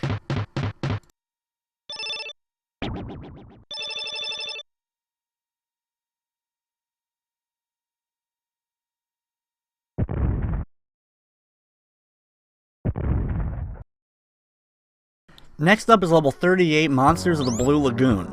And, as expected, this is another one of the water island themed stages of the game, so we have those squidmen to deal with while trying to save the inner tubers. Thankfully, right there, the squidman missed pretty much with his attack, I guess, and that was why I was able to still save the guy before he ended up being killed. This level also has some other guys to deal with, including the doppelgangers as well as some of the anthills, so you may have an ant or two to deal with as well.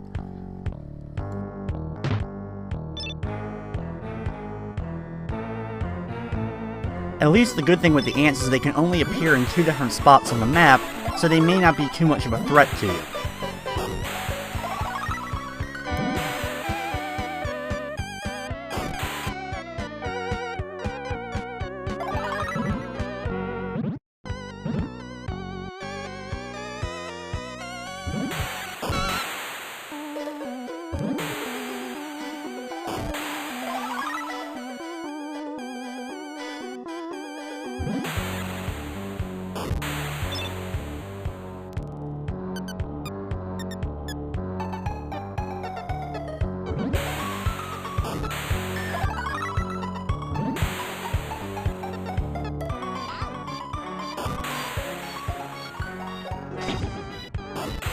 Use the thing to bounce down over the grass and then walk through this building and then head over to the right in order to get to the closest area you can get to from land to get to this inner tuber in order to save him. Once you save him, just be careful of the last few squidmen as you make your way into the door.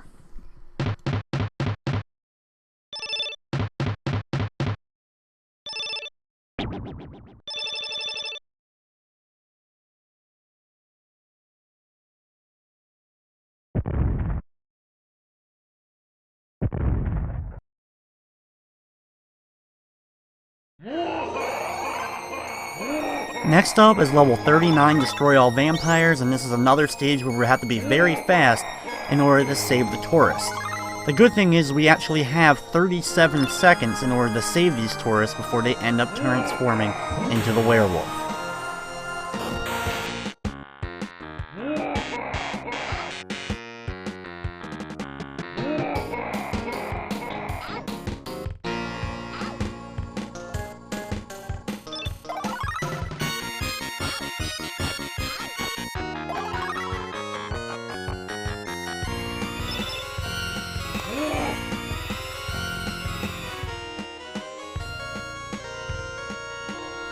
Other than having to be pretty quick by saving those tourists, the rest of the level ends up being rather easy to get through. Watch out for the Frankenstein monster as he's located in this level, as well as there's actually 2 vampires, as well as squidmen and of course normal zombies to contend with. The hardest part about this level is just navigating it, being able to find the hidden corridors so you can actually make it to all the victims, as well as getting the skeleton keys needed in order to save the last few.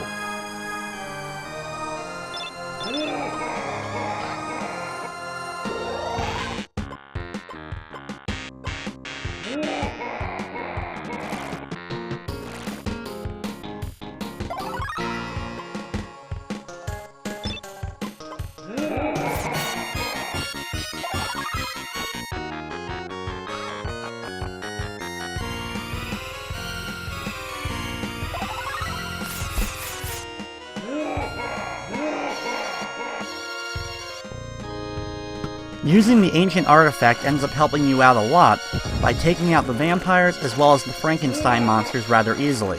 You can pretty much get the Frankenstein monster to stand still and get trapped in a loop, and you can keep hitting them over and over again with it to get rid of them. Run up here past where the Frankenstein monster spawned and grab the skeleton key. Now we're going to head back around and we have another skeleton key we have to locate before we're actually able to leave the stage.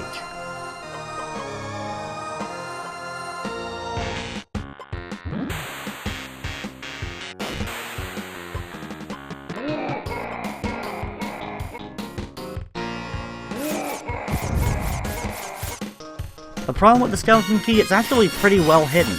You must destroy this plant in order to find it located right underneath of it. Once you have it though, you can head to those 2 locked rooms and save the last 2 victims of the stage.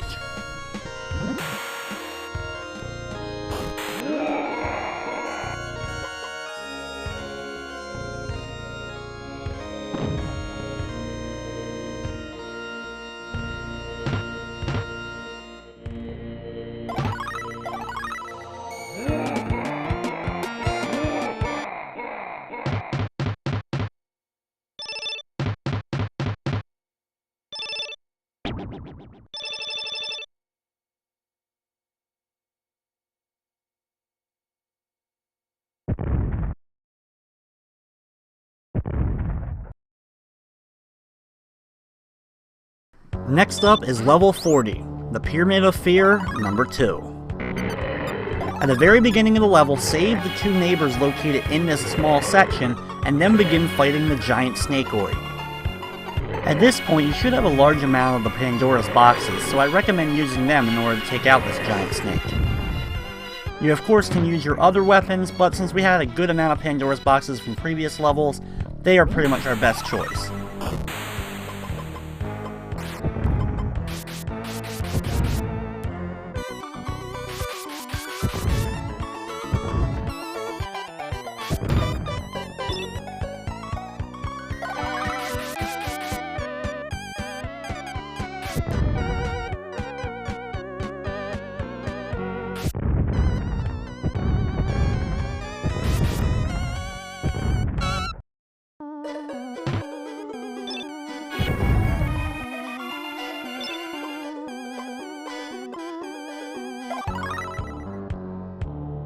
The hardest part about this level is just the few squidmen, as well as there's one guy at the very end of the level which can be a pain to get to because a mummy spawns right near him.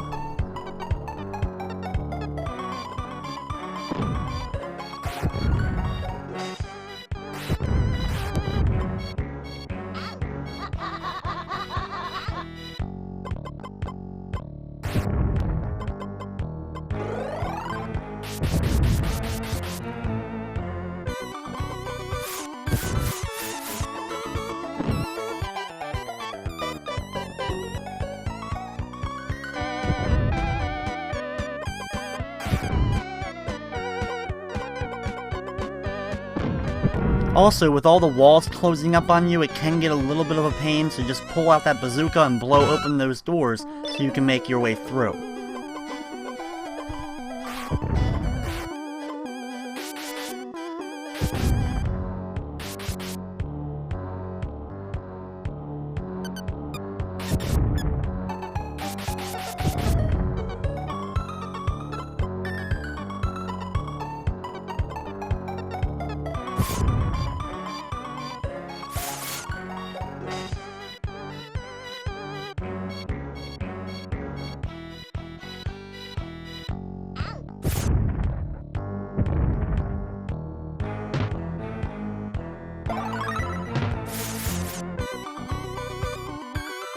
Run through here and grab yourself the skeleton key, then open up the other door right next to it, and run through to save the next explorer guy up in the upper right. That's probably one of the hardest ones to actually see in this stage and be able to actually locate.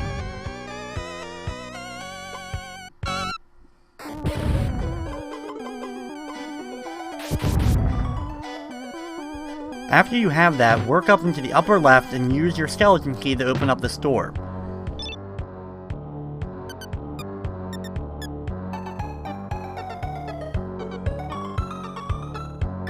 In order to save this guy, jump into the water and just move a little bit over to the left to get the mummy to spawn and come near you. Then run back all the way over to the right, and then go back left. He'll either despawn altogether, or he'll be right next to those stairs. You can get up and grab the explorer before he ends up being killed by the mummy. Then walk over to the right here and grab the last guy, and then enter the exit door.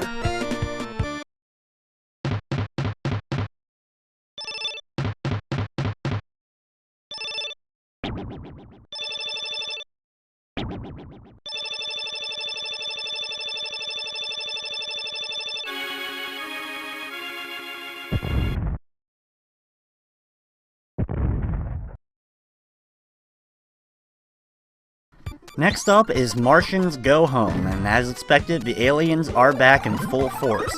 This is another great level to grab yourself some of those alien guns to take out some ants that you may see in the later levels, but overall, it's a pretty easy stage, as long as you actually can get to all the victims before they end up getting put in those weird pink bubbles and end up being killed. Don't worry, there's no victims here that can end up being changed into werewolves. But since I have some extra of the shoes, I'm going to use them just to speed through a little bit of the level. Here we'll have to use the trampolines correctly in order to get to the right areas to save some of the neighbors. Just be careful with all the plants growing around here that you don't accidentally bounce off the trampoline and land in the middle of all those plants.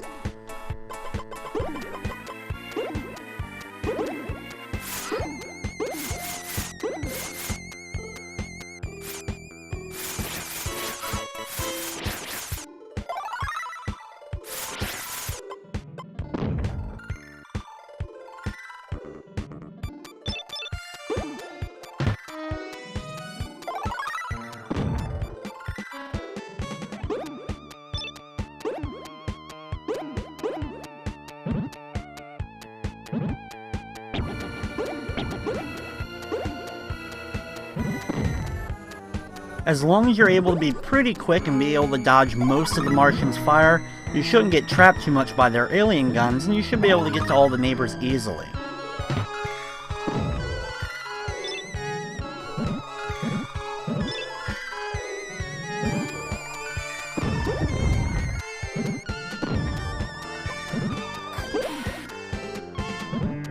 Blow open this hedge and then enter inside this house, grab a couple of keys and then save the baby in the upper left corner, and then go through the exit door.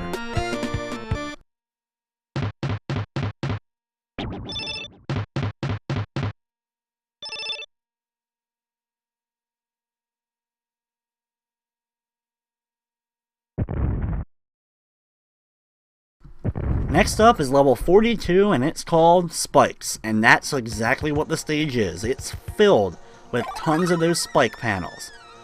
At the very beginning of the level, immediately go down and pick up the tourist. If you're not careful, they'll change into werewolves pretty quickly in only 8 seconds after you enter the level. Then, after 10 seconds, you'll start to have some random spawning werewolves to deal with, along with all those spike panels. A great way to deal with this, though, is by turning invincible or by using your monster potion. Since the room is just a giant square with no extra corridors to go through, you should have very little trouble, especially in your transformed form, in order to actually find all the neighbors and complete the stage.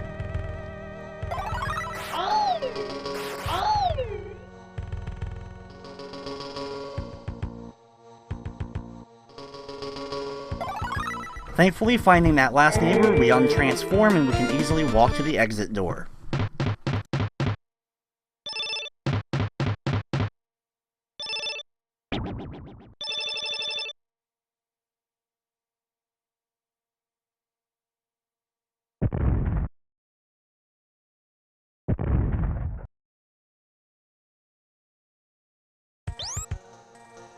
Next up is one of those toxic levels, and the worst thing about this stage is the squidmen that will appear and try to kill some of those inner tubing guys that are going to be inner tubing along the poisonous water. I recommend using the trampoline here in order to get a nice jump across the water so you can save that guy before any of the squidmen can get to him. None of the other enemies are really any threat, but the squidmen appear in pretty good numbers during this stage, so they can gang up on you rather easily. This is one of those stages that you have a few of those invincibility potions. You may want to use one because you can easily walk across water and save all the victims rather easily without having to actually jump in the water and take that extra little time.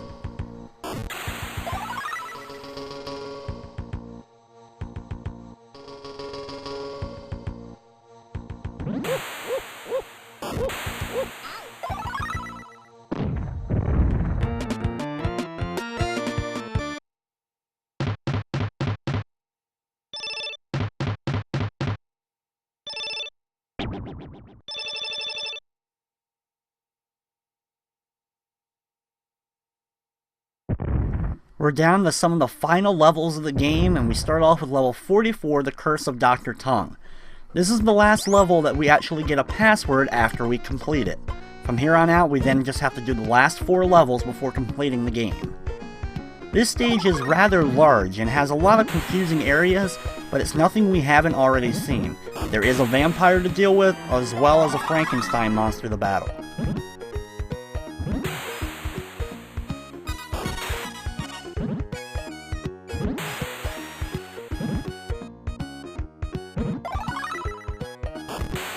Thankfully, the level has no werewolves and you don't have to worry about any tourists or neighbors turning into them.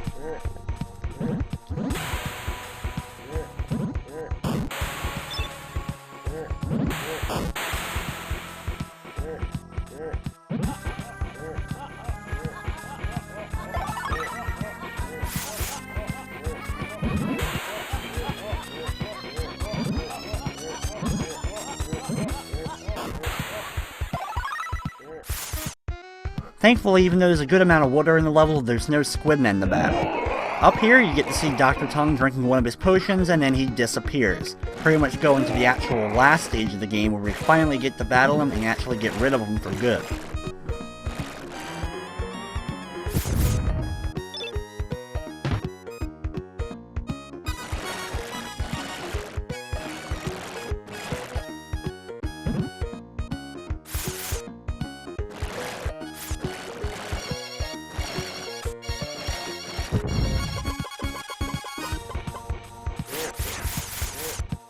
Just be careful and use your weed whacker when necessary to get through some of these plant-filled areas. While I find it pretty easy to get around the one vampire in this level, it becomes too much of a pain. Pull out that ancient artifact and use that to get rid of him easily.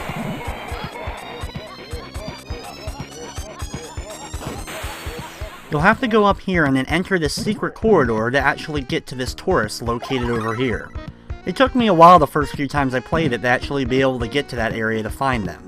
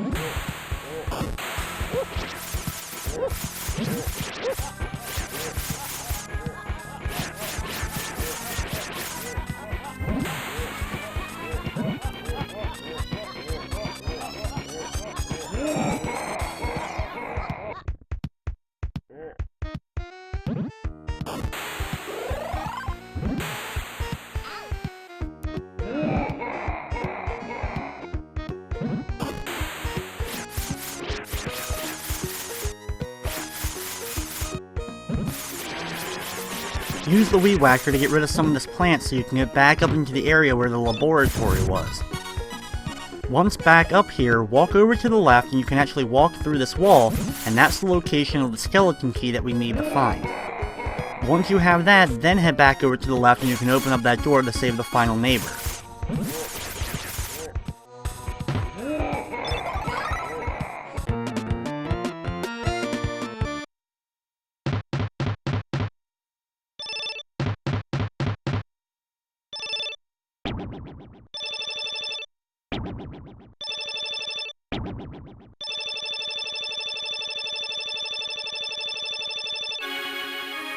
While we get a password for completing level 44, I really do not recommend ever using that password to come back to level 45 to start.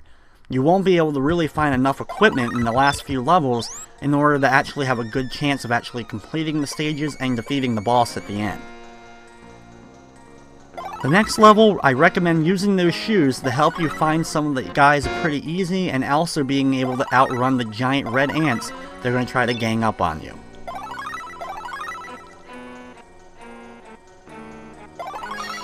Thankfully, by using those shoes, I was able to actually save a good amount of the neighbors before any of the red ants were able to really get to me. If you have the alien bubble gun, you can use that in order to actually kill the ants instantly, or use the ancient artifact as it takes 2 hits to take them out as well.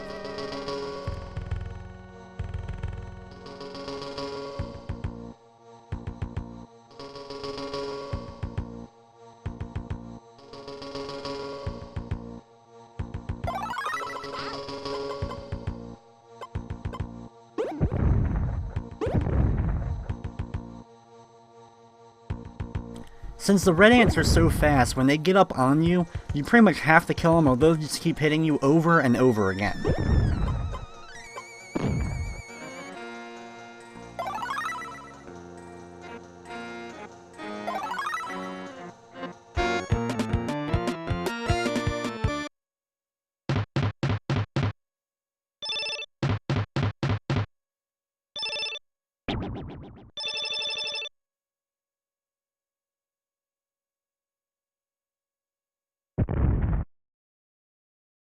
Next up is level 46, the Day of the Chainsaw.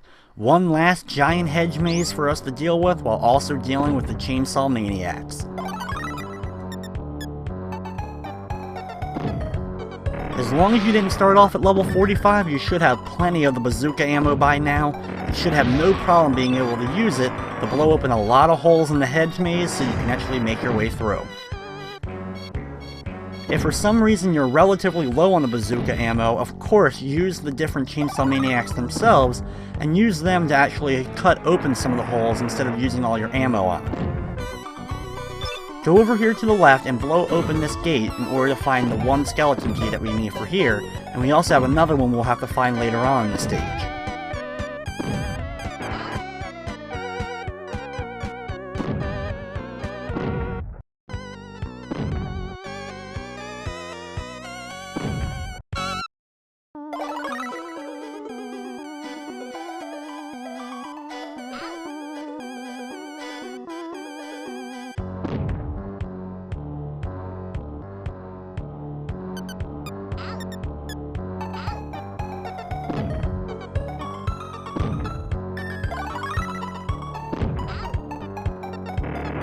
You can blow open this hedge above in order to find one of the victims that you need to save.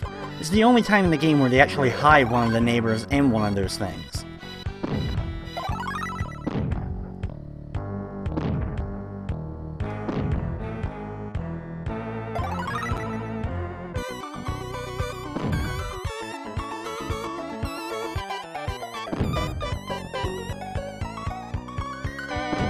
Over here, open this up and end up going through the first of the 2 doors that we can unlock with the skeleton keys. We still need to find that other skeleton key in order to open up the final door. Head up here and grab yourself some ammo and then walk up more in order to save this army guy. In order to get to the skeleton key, work your way over to the upper right corner and then work your way back over to the left. Up here you can blow open the hedge to find some extra bazooka ammo.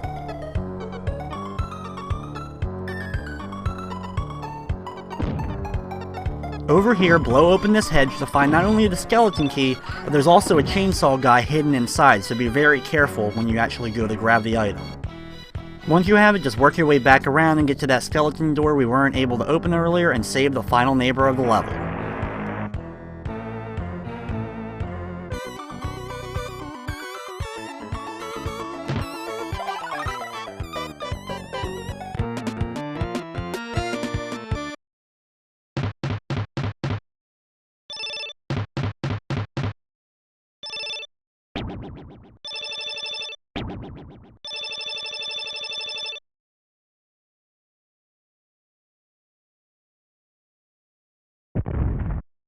Next up is level 47, the Gridiron of Terror. As expected, this is another level filled with those football guys that can push you around. But instead of the Martians to deal with, instead we have 3 of the giant snakes to battle in order to get all the keys we need to save all the neighbors in the level. I recommend start off by walking around and collecting all the neighbors you can before you actually start battling the giant snakes. There's a good amount of weapons here to pick up, and thankfully since we've been playing the game since level 1, we have a pretty good amount of ammo already before entering this level.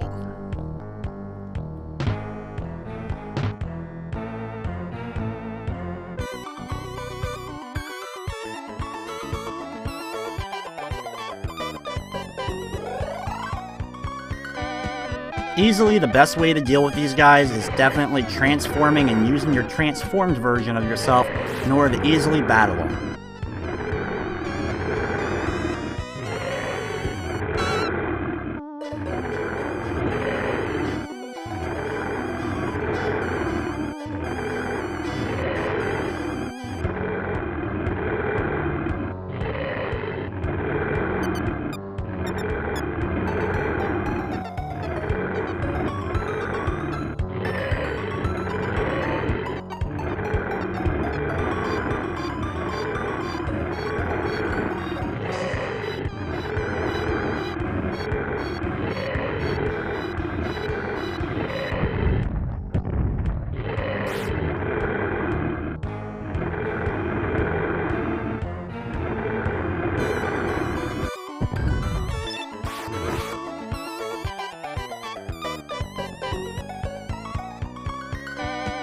It'll take a good amount of time to actually take them out, but once you do, you should have all the keys you need. The only bad thing is, when you're in your transformed version of yourself, you can't open doors with keys, so you'll have to wait till you de-transform in order to actually open up the doors. Up here, we used the skeleton key we got in order to save those 2 victims. We now have to go back over to the left to save the other ones.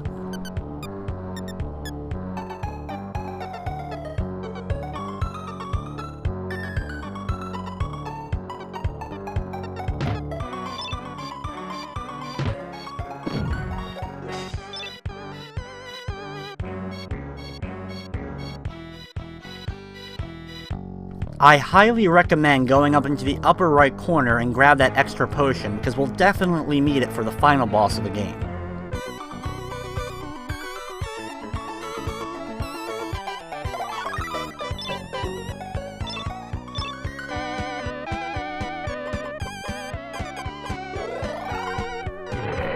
Before we can save the last neighbor, we have one more giant snake to take out in order to grab the last key that we need.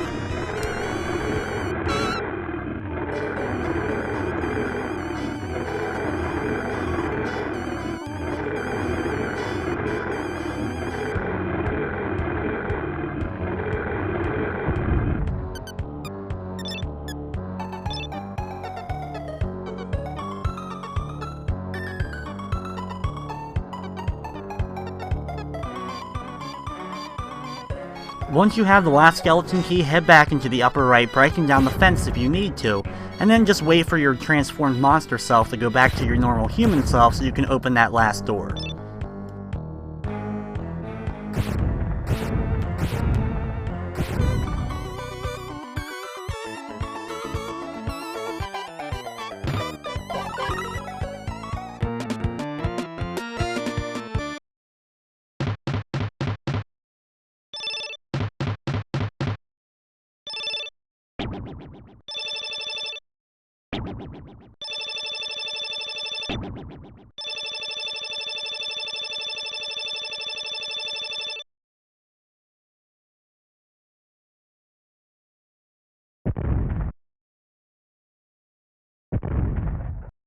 Next up is level 48, the final stage of the game, the Curse of the Tongue.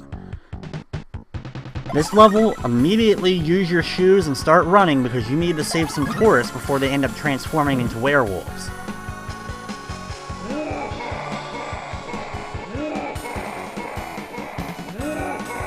You may actually have to use 2 pair of shoes in order to save both sets of tourists before they transform. Once you save them though, you can take your time while trying to save the rest of the guys located in the stage before we fight the boss.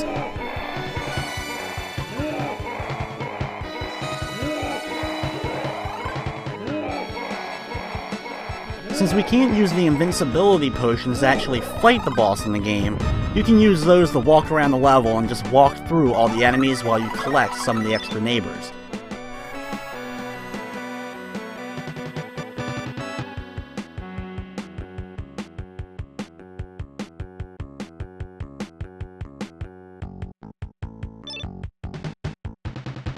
The bad thing is, though, you need to find a lot of different skeleton keys in order to open up those final doors.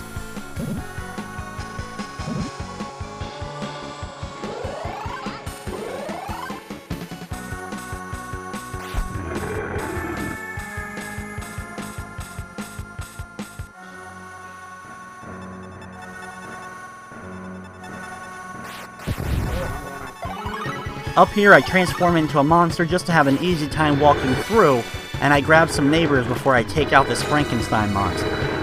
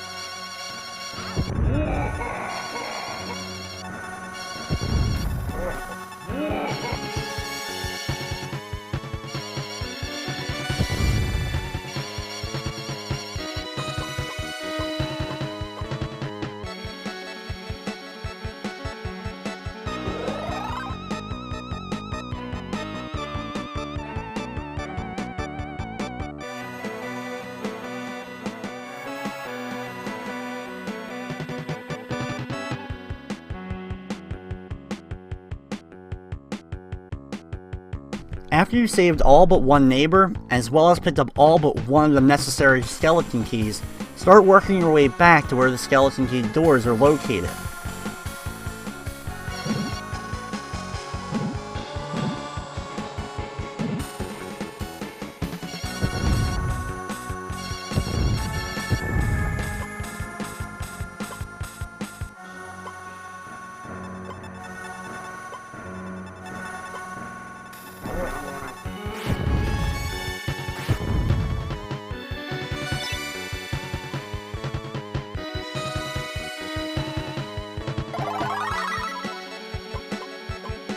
Walking down that corridor, even though you can't see any of the items you're picking up, located in there is the last of the skeleton keys we needed to grab.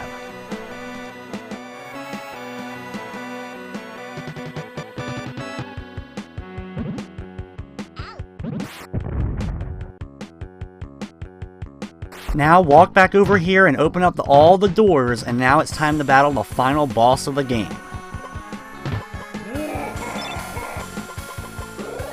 I recommend either having your potion selected or your health, and then pull out your bazooka or ancient artifact, whichever one you prefer. I start off the battle always by using my bazooka first to do a decent amount of damage to him before I ever use any of my potions.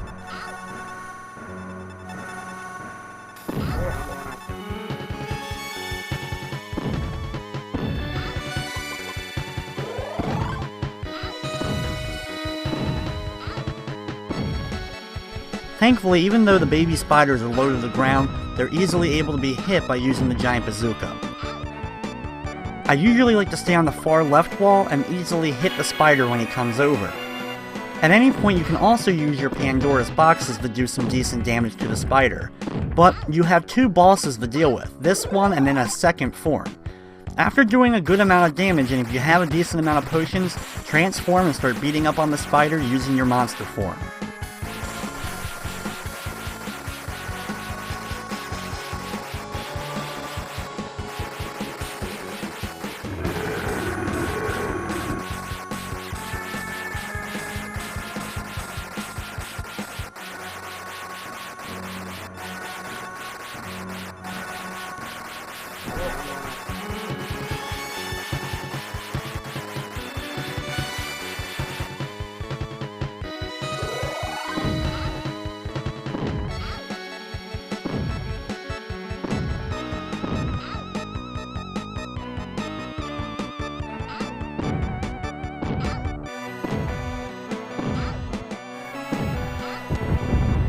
After destroying the first form, get ready for the second one. Heal up and take out all the little spiders before he ends up making his transformation.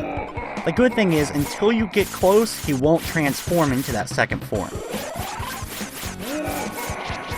The second form is a giant mutant Dr. Tongue head. This giant head spits out his tongue at you, which is the only thing he can really do to hurt you a lot.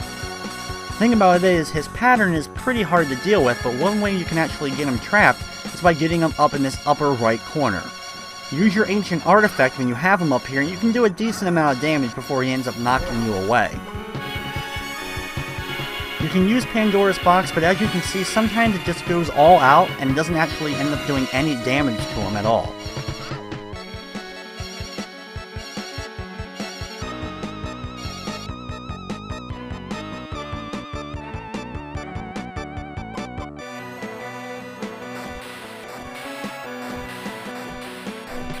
There's really 4 forms to this boss, so you can see each time you're getting to a new form by his body slowly changing. Going from the glasses being broken to all the skin coming off to just being a complete mess by the 4th form. Another great weapon to use is the soda cans. Since he usually stays a pretty good distance away from you on screen, it's actually a good item to hit him with over and over again, especially if you can get him trapped in a loop like this.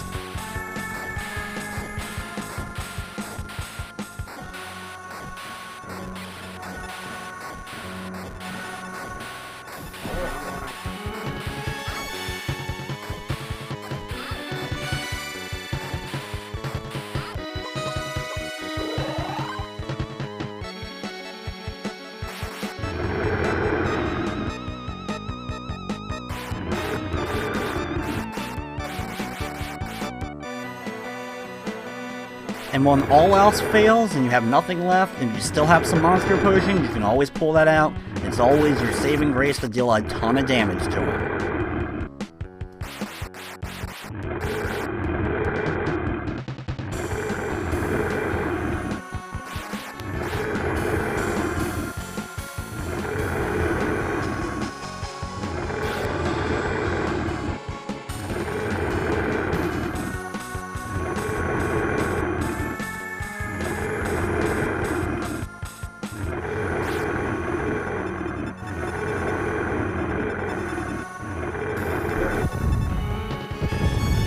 When he's finally defeated, he'll change colors a few times and then explode all together, and then you can enter the upper right area and save the final victim of the game.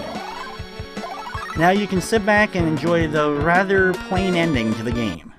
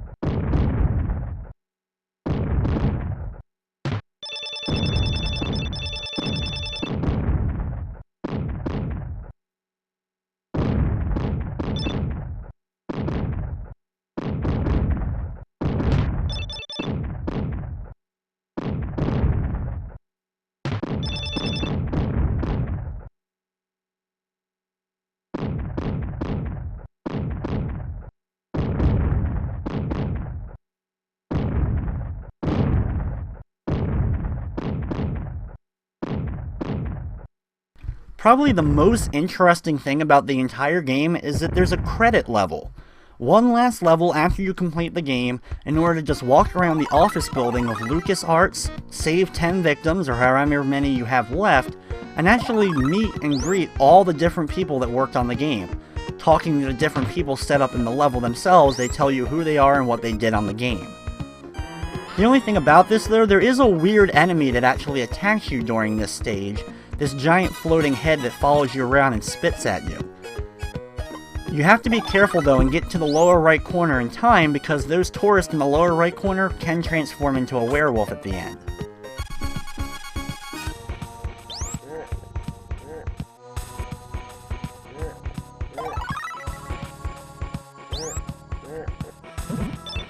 It's a very nice, easy, casual level. There's really not too much threat to the actual people located in this, and you can even meet George Lucas in the level right here.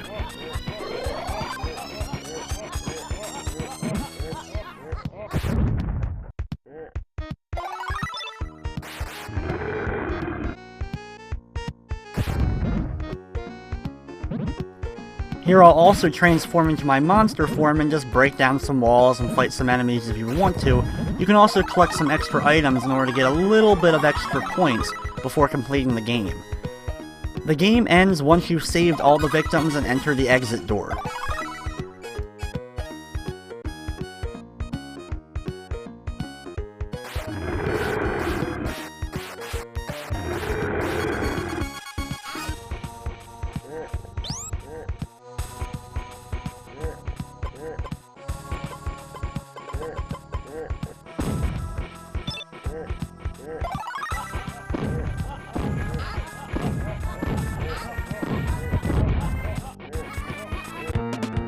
After you enter the final exit door, it then goes to the name placement, and then goes to the high score place before going back to the main menu of the game.